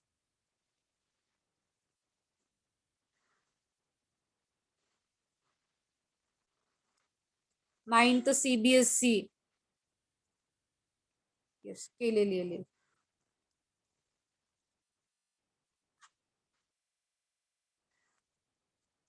नाव क्वेश्चन नंबर 2. क्वेश्चन नंबर 2 एक काम करूयात, क्वेश्चन नंबर 2 सगळ्यात शेवटी पाहूयात. क्वेश्चन नंबर 3 सुद्धा सगळ्यात शेवटी पाहूयात. क्वेश्चन नंबर 4 कडे जाऊयात आधी. ओके, काही डिस्कशन जरा स्लोली हे करूयात. आधी आपण थोडे सगळे क्वेश्चन्स कव्हर झाल्यानंतर आपण त्याला निवांत वेळ देऊयात. सो सांगा आता मला, the perimeter of a rectangle is 40 centimetre. The length of rectangle is less than double its breadth by 1. म्हणजे ब्रेडच्या डबल केलं, त्याच्यातून 1 सबस्ट्रॅक्ट केला तर मला काय भेटणार आहे, लेंथ भेटणार आहे. बरोबर का उलट सांगितलं मी. चला, लेंथ साठी सिम्बॉल एल, बी साठी symbol bread. Perimeter of rectangle, formula काय पेरिमीटर ऑफ रेक्टँगलचा, कोण सांगेल? 2 into length plus breadth. अगदी बरोबर. सो पेरिमीटरचा फॉर्म्युला आहे 2 into लेंथ प्लस ब्रेड. हा 2 ब्रॅकेट मध्ये मल्टिप्लाय केला, पेरिमीटरची व्हॅल्यू किती दिलेली आहे, 40 centimetre. So 2l plus 2b is equals to 40. Entire इक्वेशनला जर 2 ने डिवाइड केलं तर मला भेटतं l plus b is equals to 20. So this is my first equation. काय, this is my first equation. पुढे सेकंड सिच्युएशन काय सांगितलेली आता मला, तर length of rectangle is less than double its breadth by 1. सगळ्यात आधी काय करायचं, डबल इट्स ब्रेड म्हणजे 2 into b. त्याच्यातून काय करायचं, लेस करायचं, कोणाला, 1 ला. So 2b - 1 is equal to काय, length. So 2b - 1 is equals to l. हे इक्वेशन बरोबर आहे का, सांगा मला पटकन. Yes, ma'am. सो आता काय करणार, इक्वेशन फॉर्म करायचं आहे -1 b is equals to C. आपण काय करूयात, ऑलरेडी हे स्ट्रक्चर आहेच आपल्या समोर. हा, आता मी काय करते, सबस्टिट्यूशन करते. मला सांगा, हा प्लस एल आहे, तिकडे गेल्यावर काय होणार, मायनस एल, म्हणजे b is equals to 20 minus L मला या इक्वेशन थ्रू भेटतंय. ती व्हॅल्यू मी या b च्या ठिकाणी सबस्टिट्यूट करते. सो 2 इंटू b च्या जागी काय येणार, 20 minus L -1 is equals to L. 2 bracket मध्ये multiply, 40 minus 2l -1 equals to L. फक्त लेंथ विचारली आहे, -2l तिकडे गेला प्लस होणार. So 3l is equals to 39. 40 minus 1, L ची व्हॅल्यू किती भेटतीये, 13 सेंटीमीटर. सॉरी, युनिट मेन्शन केलेलं नाहीये. सो फक्त 13, विच इज ऑप्शन ए. बरोबर बरोबर. I guess. if the sum of two numbers is 35, दोन नंबर मी घेते, लेट से x आणि y, त्यांची सम सांगितली आहे 35. जेव्हा हा डेटा देतात, that is nothing but our first equation, and their difference is 13. दोघांमधला डिफरन्स किती सांगितलाय, 13, means x minus y is equals to 13. मग आपल्याला विचारलं काय, स्मॉलर नंबर कुठला ते विचारलंय. Since the difference is positive, y has to be smaller number. So या केस मध्ये काय होतंय, तर y is our smaller number, म्हणजे y ची व्हॅल्यू जी आहे ती आपल्याला इथे शोधायची. कसं शोधणार बरं, दोनही इक्वेशनला सबस्ट्रॅक्ट करूयात. After subtracting what is going to happen, x चं साइन चेंज, हा मायनस बनला प्लस, हा प्लस बनला मायनस. सांगा, x minus x cancel, y plus y 2y. इकडे काय होणार आहे, 35 मायनस 13 48. सबस्ट्रॅक्ट करायचं आहे, सबस्ट्रॅक्ट, मायनसचं साइन आहे. परत एकदा विचारतीये, काय होईल सबस्ट्रॅक्शन, 22. करेक्ट. y ची व्हॅल्यू किती येणार मग, ऑप्शन सी. ठीक आहे. सो नाव हे एक्झाम्पल आले लक्षात. हे काय होते, अगदी सोपे सोपे वर्ड प्रॉब्लेम होते. ओके, कंडिशन बिल्ड करणं काय अवघड होतं का, सम घ्यायची होती आणि इथे डिफरन्स घ्यायचा होता. दोनही इक्वेशन बिल्ड करायला अजिबात अवघड नव्हते. सो या टाईपचे वर्ड प्रॉब्लेम्स क्वेश्चन 1 मार्क साठी आहे, त्यामुळे अशा टाईपचे इक्वेशन्स विचारण्याचे चान्सेस जास्त राहतात. बट कधी कधी थोडं हायर लेवलला जाऊन आपल्याला काही अवघड क्वेश्चन सुद्धा दिले जातात. सो त्यासाठी आपली तयारी असली पाहिजे. थोडस अजून करतो. सो आता हा क्वेश्चन आपण बघूयात. हा क्वेश्चन केअरफुली लक्षात घ्यायचंय सगळ्यांनी, क्वेश्चन अगदी केअरफुली लक्षात घ्यायचा. A boat takes 18 hours to travel 2 kilometers upstream and 3 kilometers downstream, but it takes 22 hours to travel 3 kilometers upstream and 1 kilometers downstream. Which of the following equation represent the mathematical form of the given information? अगदी अगदी अगदी famous question होऊन गेलाय हा, गेल्या 10-12 वर्षांमध्ये जरी म्हणलं तरी चालेल. जेव्हापासून 10th स्टँडर्डच्या बुक मध्ये लिनियर इक्वेशनचा टॉपिक आहे, ते लोक बोट नदीने पळवतातच. सो आता आपल्याला काय करायचंय, इक्वेशन्स व्यवस्थित फॉर्म करायचे. येस, कोणी काय म्हणालं. सो आता इक्वेशन्स आपल्याला इथे तयार करायचे आहेत. कसं करणार, सगळ्यात आधी आपल्याला काही अझम्पशन्स करावे लागतात. लक्षात घ्या, जेव्हा कधी सुद्धा बोट पाण्यामध्ये उतरते, ओके, जेव्हा कधी सुद्धा बोट पाण्यामध्ये उतरते, बोटीचा एक सेपरेट स्पीड असतो, राईट. बोटीचा एक सेपरेट स्पीड असतो आणि जे पाणी असतं, लेट्स से आता नदीमध्ये आपण हे चाललंय, आपली बोट नदीतून प्रवास करते असं जर आपण कन्सिडर केलं, तर तो जो काही वॉटरचा फ्लो आहे, तर त्या पाण्याच्या फ्लोला देखील काही स्पीड असतो ना. का असं असतं की पाणी ते तलावात साठवून ठेवल्यासारखं हे ठेवलेलं आहे? ज्या अर्थे तुम्हाला इथे अपस्ट्रीम, डाऊनस्ट्रीम असे वर्ड मेन्शन केले, त्याचा मिनिंग काय असतो की फ्लो आहे, त्या फ्लोला काहीतरी डिरेक्शन आहे आणि तो फ्लो कुठल्या तरी स्पीडने चालू आहे. सो आता होणार कसं आहे, तर जेव्हा अशा गोष्टी येतात तेव्हा आपण काय करतो, बोटचा जो स्पीड आहे तो कन्सिडर करतो x km/h आणि जो स्ट्रीम सांगितलाय ना, हा स्ट्रीम किंवा सिंपल जो पाण्याचा फ्लो असेल तर त्या स्ट्रीमला देखील काहीतरी स्पीड असतो, राईट. आता तुम्ही सगळ्यांनी पावसामध्ये पाहिलंच असेल, कित्येकांचे म्हणतो ना व्हॉट्सअप स्टेटस म्हणा किंवा असं न्यूज मध्ये पहा, आपल्याला अगदी भला मोठा असं पाणी म्हणतो ना खूप स्पीडने जाताना दिसतं. सो तसं त्या पाण्याला सुद्धा काहीतरी स्पीड असतो, त्या फ्लोला सुद्धा. Let's consider it is y km/h. Okay, ज्या बोट मधून ट्रॅव्हल करतोय त्याचा काहीतरी स्पीड असणार आणि ज्या पाण्यामध्ये आपण तो जर्नी करतोय तर त्या पाण्याला सुद्धा काहीतरी स्पीड असणार. नाव आता हे झाले आपले दोनही सेपरेट स्पीड. हे दोन्ही काय झाले आपले सेपरेट स्पीड. आता जस्ट इमॅजिन करून पहा, लेट्स सी ही नदी आहे आणि हा आहे पाण्याचा फ्लो. म्हणजे पाणी या डिरेक्शनला चाललंय. काय? पाणी या डिरेक्शनला चाललंय. आता इथे आली लेट्स से आपली बोट. ओके, ही आहे माझी बोट. ओके, आता ही बोट जर मी पाण्याच्याच फ्लो सोबत चाललीये, पाण्याच्याच फ्लो मध्ये चालली, तर मला सांगा माझं स्पीड जास्त असणार की नाही? पाणी जसं घेऊन चाललंय मी त्या पाण्यासोबतच माझी बोट पळवतीये, तर माझा जो ओव्हरऑल स्पीड असेल, काय ओव्हरऑल जो स्पीड असेल तो वाढणार का कमी होणार एवढं सांगा बरं मला. जर मी फ्लो सोबत चाललीये तर माझा स्पीड जास्त असणार आहे का कमी असणार आहे? पटकन चॅट बॉक्स मध्ये मेन्शन करा तुमचे answers. If I am going with the flow तर माझा स्पीड जास्त असणार का कमी राहणार? अगदी बरोबर, स्पीड हा जास्त असणार आहे.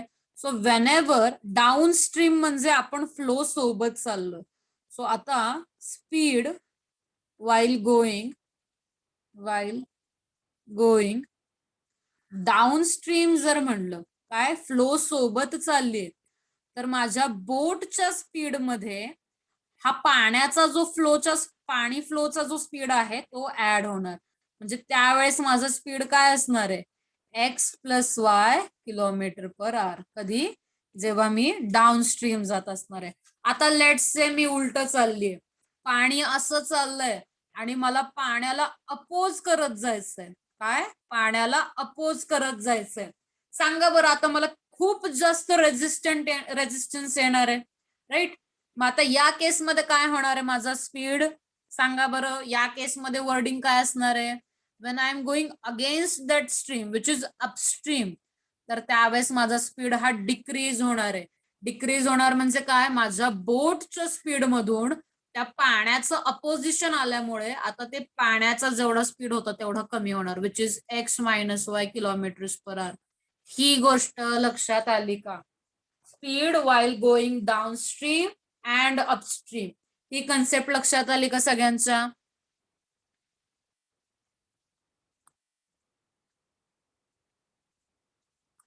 पटकन चॅटबॉक्स मध्ये तुम्ही बोला बाळांनो. समजत नसेल तर पुन्हा एक्सप्लेनेशनला काही जास्त वेळ जाणार नाही, आपल्याकडे भरपूर वेळ आहे शिल्लक अजून.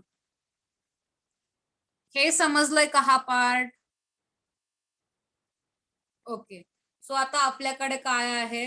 स्पीड आहे. आता मला सांगा, तुम्हा सगळ्यांना हा फॉर्म्युला माहित आहे का?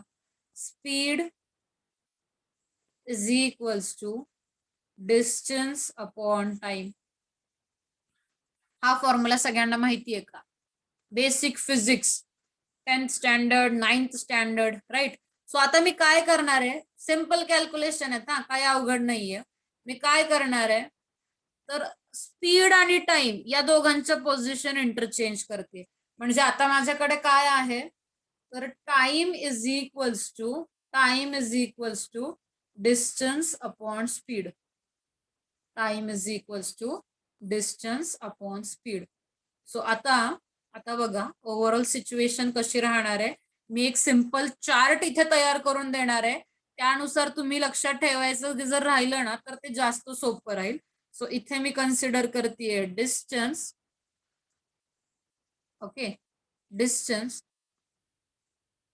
सॉरी, इथे कन्सिडर करूयात लेट से फर्स्ट केस. आपल्याला 2 केसेस दिलेले आहेत ना. सो इथे मी कन्सिडर करते फर्स्ट केस, इथे मी कन्सिडर करते सेकंड केस. फर्स्ट केस मध्ये डिस्टन्स बघा हा, डिस्टन्स पुढे थोडं खाली घेते. एक काम करता, जरा क्वेश्चनचं स्क्रीनशॉट काढून ठेवता का, किंवा थोडे वरचे लाईन्स लिहून ठेवता का, म्हणजे एक्सप्लेनेशनच्या वेळेस तुमच्या नजरेआड नसेल तो व्हिडिओ. एकदा क्वेश्चनचं प्लीज स्क्रीनशॉट काढून ठेवा सगळ्यांनी.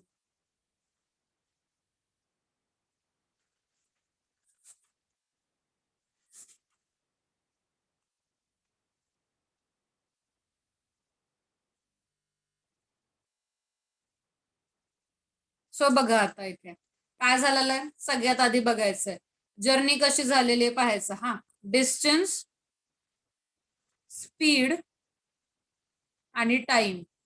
ओके, फर्स्ट केस मध्ये बघा डिस्टन्स किती घेतलेलं आहे, 2 किलोमीटर्स अपस्ट्रीम आणि 3 किलोमीटर्स डाउनस्ट्रीम. ओके, डिस्टन्स किती होतं, 2 किलोमीटर्स आणि 3 किलोमीटर्स. राईट. स्पीड किती होतं मला सांगा, स्पीड या 2 किलोमीटर्स साठीचा. 2 किलोमीटर्सची जर्नी अपस्ट्रीम जाताना अपस्ट्रीम साठीचा स्पीड किती आहे. प्रॉब्लेम. सॉरी, काय प्रॉब्लेम येतोय.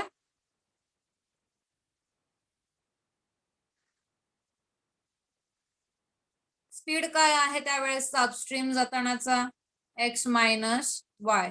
देन पुढे इथे काय होणार, 3 किलोमीटर्सची जर्नी काय, डाउनस्ट्रीम साठीचा स्पीड किती आहे त्यांचा, x प्लस वाय. किती आहे, x प्लस वाय. आता मला सांगा, युजिंग दिस फॉर्म्युला मला फर्स्ट याच्यातला इकडे टाइम किती लागला सांगा. टाइम सांगा मला. Time is distance upon speed. Distance किती होता, 2 divide by speed is x minus Y. पुढे इथे डिस्टन्स किती होतं, 3 kilometres upon x plus Y. आणि आता मला सांगा ही जर्नी कंप्लीट करायला, फर्स्ट जर्नी कंप्लीट करायला 18 आवर्स लागले होते आणि सेकंड जर्नी कंप्लीट करायला 22 आवर्स लागले होते.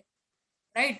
सो मला सांगा आता अपस्ट्रीम जायला लागलेला टाइम होता 2 upon x minus Y, downstream जायला लागलेला टाइम होता 3 अपॉन एक्स प्लस वाय. या दोघांना जर मी ऍड केलं तर मला जर्नीसाठीचा टोटल टाइम किती भेटतोय, इज इक्वल्स टू 18. सांगा मला आता हे इक्वेशन कुठे कुठे दिसून येतंय तुम्हाला, 2 upon x minus Y plus 3 upon x plus y. दुसरीकडे आपल्याला इथे जाण्याची गरजच पडत नाही. रिझन काय, इक्वेशन ए च्या ठिकाणी तुम्हाला हे स्ट्रक्चर तयार झालेलं दिसेल. ऑप्शन ए च्या ठिकाणी तुम्हाला पहिली सिच्युएशन जी आहे ही प्लॉट झालेली दिसून येईल. डिस्टन्स पहिल्यांदा 2 आवर्स अपस्ट्रीम केला होता, 3 आवर्स डाउनस्ट्रीम केला होता. अपस्ट्रीम जाताना स्पीड होता x मायनस वाय किलोमीटर्स पर आवर्स, डाउनस्ट्रीम जाताना स्पीड होता x plus Y kilometres per hour. So specific 2 तुकड्यांमधला जर टाइम कन्सिडर केला, so this was the formula. हा फॉर्म्युला इथे यूज केलेला आहे.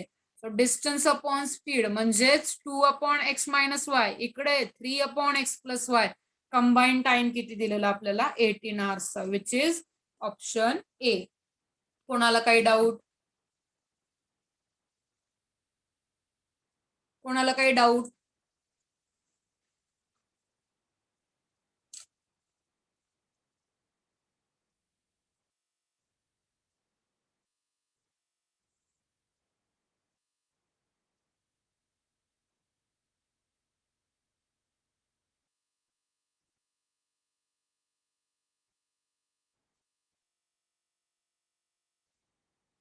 चॅटबॉक्स पटपट पटपट रिप्लाय द्या. या क्वेश्चन मध्ये नक्की काही डाऊट नाहीये? ओके. ना नेक्स्ट एक्झाम्पल.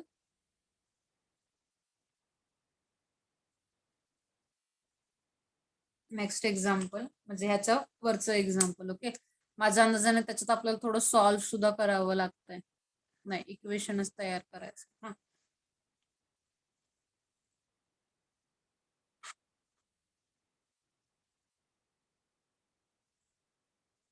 क्वेश्चन व्यवस्थित एकदा रीड करून घ्या. क्वेश्चन एकदा व्यवस्थित रीड करून घ्या. आपल्याला काय करायचंय? इक्वेशन्स तयार करायचे. काय करायचं या केसमध्ये? आपल्याला इक्वेशन्स इथे तयार करायचे for both of the cases. ठीक आहे. जर्नी दिलेला आहे. मी एकदा क्वेश्चन रीड करते व्यवस्थित. Places A and B are 30 kilometres apart. Okay. Draw करायचं जर म्हणलं तर ए टू बी हे टोटल डिस्टन्स किती आहे आपल्याकडे? 30 किलोमीटर्स आहे. Okay. And they are straight road. Okay, म्हणजे टर्न्स वगैरे काही नाहीये. Hamid travels from A to B on bike. So ही डिरेक्शन कोणी सिलेक्ट केलेली आहे? हमीदने सिलेक्ट केलेली आहे. At the same time Joseph start from B on bike towards A. आता जोसेफ कसा आलेला आहे? उलटा आलेला आहे. राईट. जोसेफ आलेला आहे उलटा, बी टू ए. ठीक आहे. They meet each other after 20 minutes. किती? After 20 minutes. एवढं तर आहे ना, आपण दोघं सेम रस्त्याने येणार आहोत. दोघांचा पाथ सेम आहे, जस्ट डायरेक्शन अपोजिट आहेत. म्हणजे या रस्त्यावर कुठे ना कुठेतरी एकमेकांचं मुखदर्शन होणार आहे त्यांना. सो आता काय करायचंय?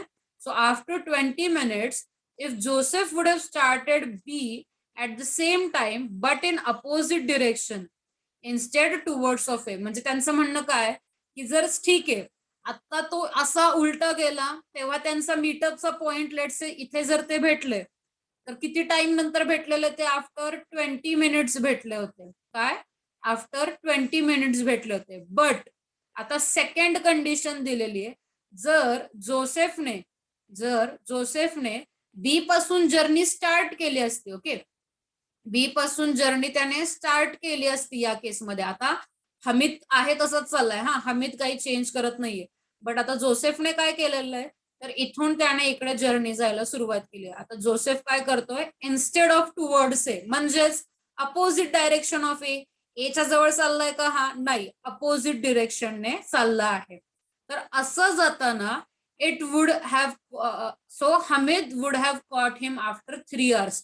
म्हणजे इट्स मोर लाईक की हा जोसेफ जो आहे ना हा स्लोली चाललाय आणि हमीद मागून येऊन पुढे जाऊन कुठे भेटला त्याला? स्पेसिफिक पॉइंटच्या इथे. किती वेळानंतर? After 3 hours. After 3 hours. आता आपल्याला काय सांगितलंय की मॅथमॅटिकल कंडिशन आपल्याला इथे बिल्ड करायची आहे. काय? मॅथमॅटिकल कंडिशन इथे आपल्याला बिल्ड करायची आहे जे की हे दोन इक्वेशन्सला दाखवू शकतील, या दोन सिच्युएशन्स रिप्रेझेंट करू शकतील. सगळ्यात आधी मला सांगा, ओव्हरऑल कुठं कुठं फिरतायत, कसं कसं फिरतायत हे लक्षात आलंय का तुमच्या?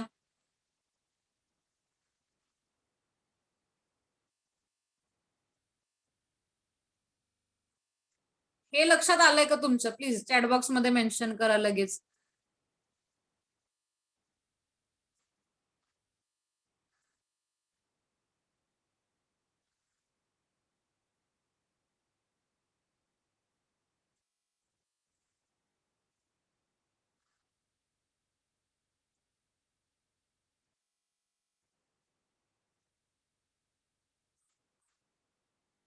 ठीक आहे. सो आता आपण इक्वेशन्सला सुरुवात करूयात. हा, मी ह्या इरेज करते पार्ट मी इरेज करते म्हणजे आपल्याला सोल्युशन दाखवता येईल. मला सिच्युएशन एक्सप्लेन केलेली आहे मी तुम्हाला. आता आपल्याला व्हेरिएबल्स असाइन करायचे आहेत. व्हेरिएबल असाइन केल्यानंतर मग इक्वेशन तयार करायचंय. ठीक आहे. सो सगळ्यांनी व्यवस्थित लक्ष द्या.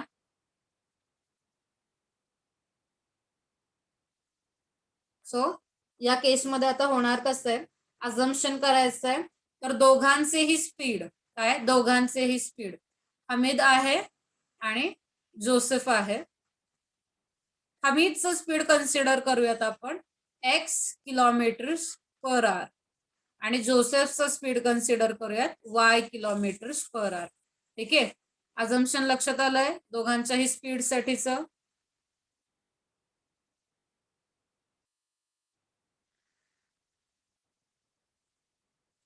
हे झाले दोघांचे स्पीड, हमीद आणि जोसेफचे.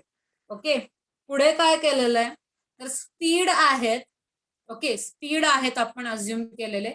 या बेसिस वरती आता आपल्याला काय करायचंय, डिस्टन्स कन्सिडर करायचंय. इथे डिस्टन्स. आता एक लक्षात घ्या, या फॉर्म्युल्यामध्ये टाइम साठी युनिट काय वापरलंय, आवर्सचं, राईट. आर्सचं युनिट इथे यूज केलंय. इव्हन इकडे सुद्धा तुम्हाला आर्स दिसून येईल. ओके, सो त्यामुळे काय करणार आपण, तर या मिनिट्सला सुद्धा आवर्स मध्ये कन्वर्ट करूयात. सांगा मला 20 minutes means how much hours, 60 minutes 1 hour, 20 minutes don't know. So किती होणार ते, x is equals to 20 divided by 60. So x is 1/3 hours. Okay, point मध्ये कॅल्क्युलेट करू नका. So x is 1/3 hours. So आता मला सांगा, जर फर्स्ट सिच्युएशन साठी बिल्ड करतोय, दोघं एकमेकांच्या डिरेक्शननी येत असताना आफ्टर 20 मिनिट्स ते दोघं एकमेकांना भेटले. किती, आफ्टर 20 मिनिट्स ते एकमेकांना भेटले. मग मला सांगा, फर्स्ट ऑफ ऑल हमीदने स्पीड घेतलेला x किलोमीटर पर आवरचा. लेट्स से त्या मीटिंग पॉइंटच्या वेळेस त्याने स्पीड x चा घेतलेला. आता मला सांगा त्याने डिस्टन्स किती कव्हर केलेलं असेल, डिस्टन्स एनीवन, डिस्टन्स किती कव्हर केलेलं असेल,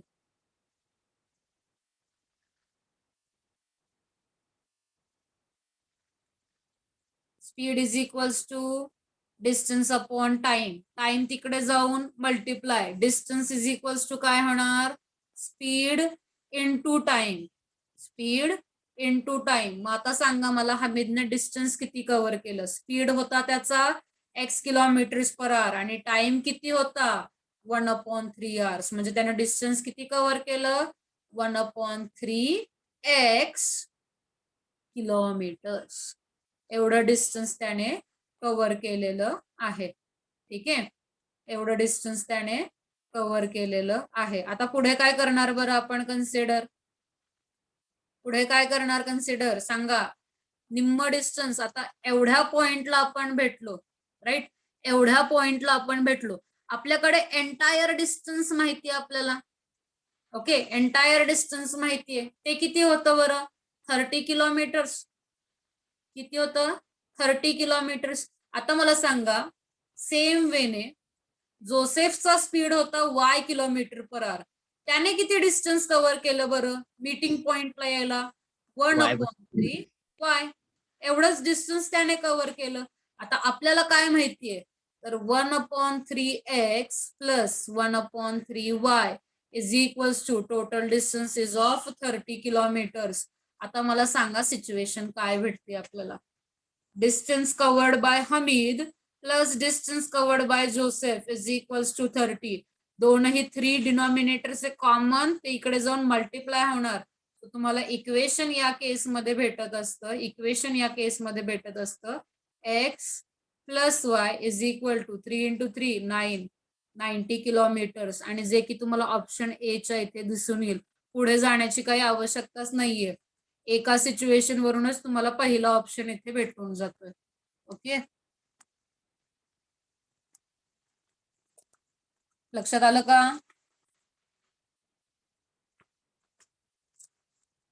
हॅलो, येस मॅम. कोणाला काही डाऊट्स एमसीक्यूज मध्ये? लक्षात घ्या, वर्ड प्रॉब्लेम्स क्रॅक करायला तुम्हाला अवघड जाणार. हा, वर्ड प्रॉब्लेम्स, बट बाकी नाही. वरचे सगळे एक्झाम्पल्स अगदी आहेत. वर्ड प्रॉब्लेम्स येण्याचे चान्सेस किती आहेत? टोटल 3 एक्झाम्पल्स येतील ना. रेअर केस मध्ये एक वर्ड प्रॉब्लेम येईल, तो पण कशा टाईपचा असेल, तर हे असे एक्झाम्पल्स आहेत ना छोटे छोटे, की जेणेकरून इक्वेशन्सच्या ज्या कंडिशन आहेत ह्या कंडिशन सोप्या असतील. इक्वेशन बिल्ड करणं ज्या ज्या केसमध्ये सोपं असेल ना, तसे एक्झाम्पल्सच तुम्हाला वर्ड प्रॉब्लेम्स मध्ये जास्त चान्सेस आहेत विचारले जाण्याचे. ठीक आहे.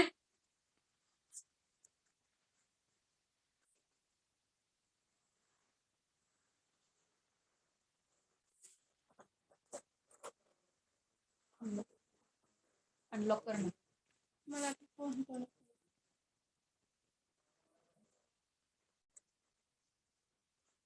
ओके, एक्झाम्पल कुठलं रिपीट करायचं? आता आपण घेतलेलं तेच एक्झाम्पल का? श्रावणी, तनिष्क. ओके, सी वर्ड परत एकदा हे करते मी.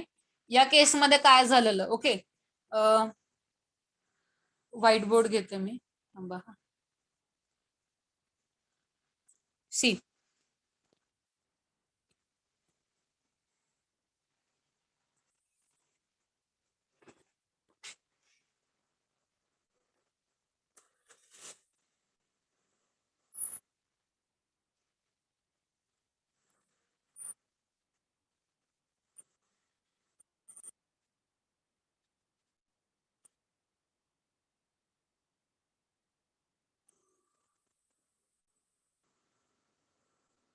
Just a minute.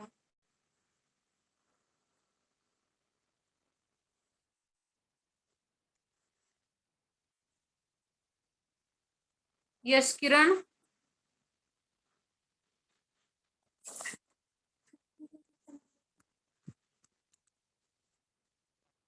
आपले चॅट्स येत आहे, शेअर केलेलं. ठीक आहे. सो आता बघा सिच्युएशन कशी होती. तर जर्नी ट्रॅव्हल केलेला आहे 2 points A to B, A to B.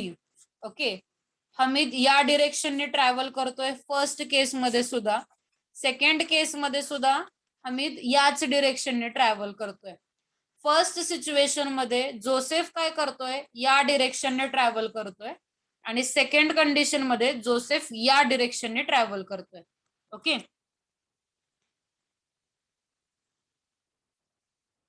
ठीक आहे वर्षिका, करते. सो 2 इक्वेशन्स असे आता आपल्या समोर आहेत. पुढे काय होणार बरं? तर दोनही यांच्यासाठीचा मीटिंग पॉइंट काय? दोनही इक्वेशन साठीचा मीटिंग पॉइंट. सो दोघही काय आले? इथे मीट करतायत. इथे काय भेटलं आपल्याला? फर्स्ट मीटिंग पॉइंट आला विच वॉज आफ्टर 20 मिनिट्स. इकडे आता काय झालेलं आहे? तुम्हाला लॉजिकली लक्षात आलं पाहिजे. हा इकडे निघालाय राईट साईडला, हा इथून तिकडे जाणार आहे. राईट, दोघं पुढे जाऊन इथे कुठेतरी भेटतील ना. असं लांब डिस्टन्स वरती गेल्यानंतर तो त्याला म्हणाला अरे तू इकडे कुठे निघालास म्हणून. सो इथे तो भेटला. इथे त्याचा जर्नी झाला होता 3 hours. इथला मीटिंगचा पॉइंट 20 मिनिट्स म्हणजेच किती? 1/3 hours नंतरचा. ठीक आहे. सो याच्या वेळेस आपण काय केलं होतं? दोनही सिच्युएशन्स अशा रिप्रेझेंट केल्या होत्या. आता फर्स्ट ऑफ ऑल हमीदचा स्पीड किती कन्सिडर केलेला आहे? x kilometres. तो डिस्टन्स किती कव्हर करतोय? x/3 kilometres. ओके, स्पीड किती आहे? x किलोमीटर पर आवर. डिस्टन्स कव्हर करतोय तो x+3 kilometres per hour. Next केस मध्ये काय झालेलं आहे बरं?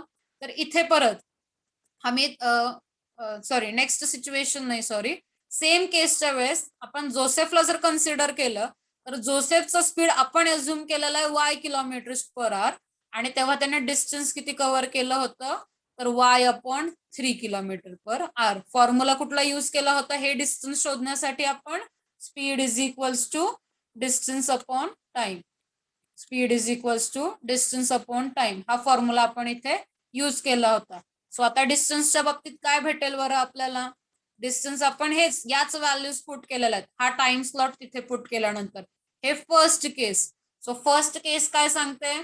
तर दोनही डिस्टन्स ऍड केले की x+3 + y+3 is equals to आपल्याकडे टोटल डिस्टन्स या दोघांमधलं माहित होतं which was 30 kilometre. So is equals to 30 आणि याला सिम्प्लिफाय केल्यानंतर आपल्याला फर्स्ट इक्वेशन भेटलं होतं x+y इज इक्वल्स टू हा 3 तिकडे जाऊन multiply which is equals to 90. x+y equals to 90 हे फर्स्ट इक्वेशन असं आपल्याला इथे भेटलं होतं. ओके, आता नेक्स्ट इक्वेशन कसं येतंय ते बघायचंय. हा, नेक्स्ट इक्वेशन कसं येतंय ते. तर नेक्स्ट इक्वेशन साठी काय करणार आहे आपण?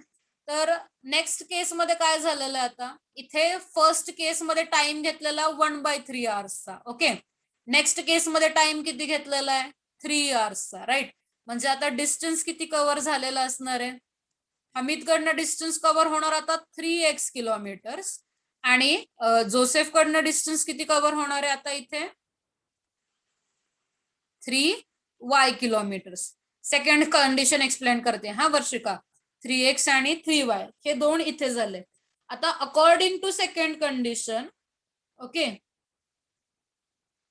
अकॉर्डिंग टू सेकंड कंडिशन आपल्याला दिलेलं होतं की if Joseph would have started from B at the same time but in opposite direction, then Hamid would have caught him after 3 hours.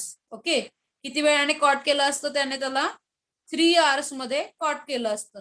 So आता इथे काय झालं असतं लक्षात घ्या हा, व्यवस्थित बघा हा, अगदी व्यवस्थित आपल्याला मॅथमॅटिकली इथे दाखवायचंय. एवढं डिस्टन्स किती आहे 30 किलोमीटर्स. काय एवढं डिस्टन्स आहे 30 किलोमीटर्स. इथून बी पासून जोसेफ निघालाय, लेट्स से ते दोघं या पॉइंटला भेटलेत, या पॉइंटला आफ्टर कम्प्लिटिंग दिस 3 hours जर्नी ते इथे जाऊन भेटलेत ना, तो पॉइंट मी इथे कन्सिडर करते. आता मला सांगा हमीदने किती डिस्टन्स कव्हर केलंय, दिस एंटायर डिस्टन्स ते किती आहे, हमीदने कव्हर केलेलं 3x. सो एवढं डिस्टन्स झालं 3x. जोसेफनं इथून एवढाच गेलाय तो, त्यानं किती डिस्टन्स कव्हर केलंय 3y. सो एवढं झालं 3y. म्हणजे आपल्याला काय भेटतं 3x is equal to 30 plus 3y. 3x is equals to 30 plus 3y. Plus 3y तिकडे गेला minus. So 3x minus 3y is equals to 30. म्हणजे इक्वेशन काय भेटतं x minus y is equals to 10. असं करून आपल्याला सेकंड इक्वेशन भेटतं. Second equation भेटण्याची गरज आहे का तसं नाही, फर्स्ट इक्वेशन मध्येच आपल्याला ऑप्शन येतात. बट जस्ट इन केस हा असा ऑप्शन दोन ठिकाणी दिसला तर दुसरं इक्वेशन सोडवावं लागणार. तर हे दुसरं इक्वेशन कसं आलं हे लक्षात आलं का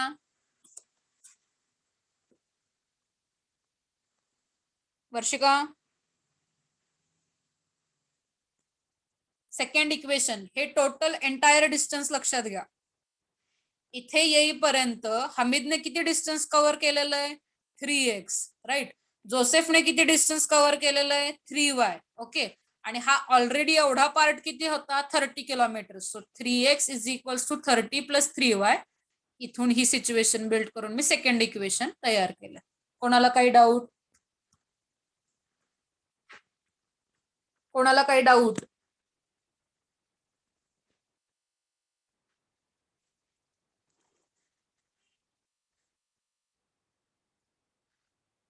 ठीक आहे, जर सगळ्यांना लक्षात आलं असेल तर मीटिंग लिव्ह जरी केली तरी चालेल. आता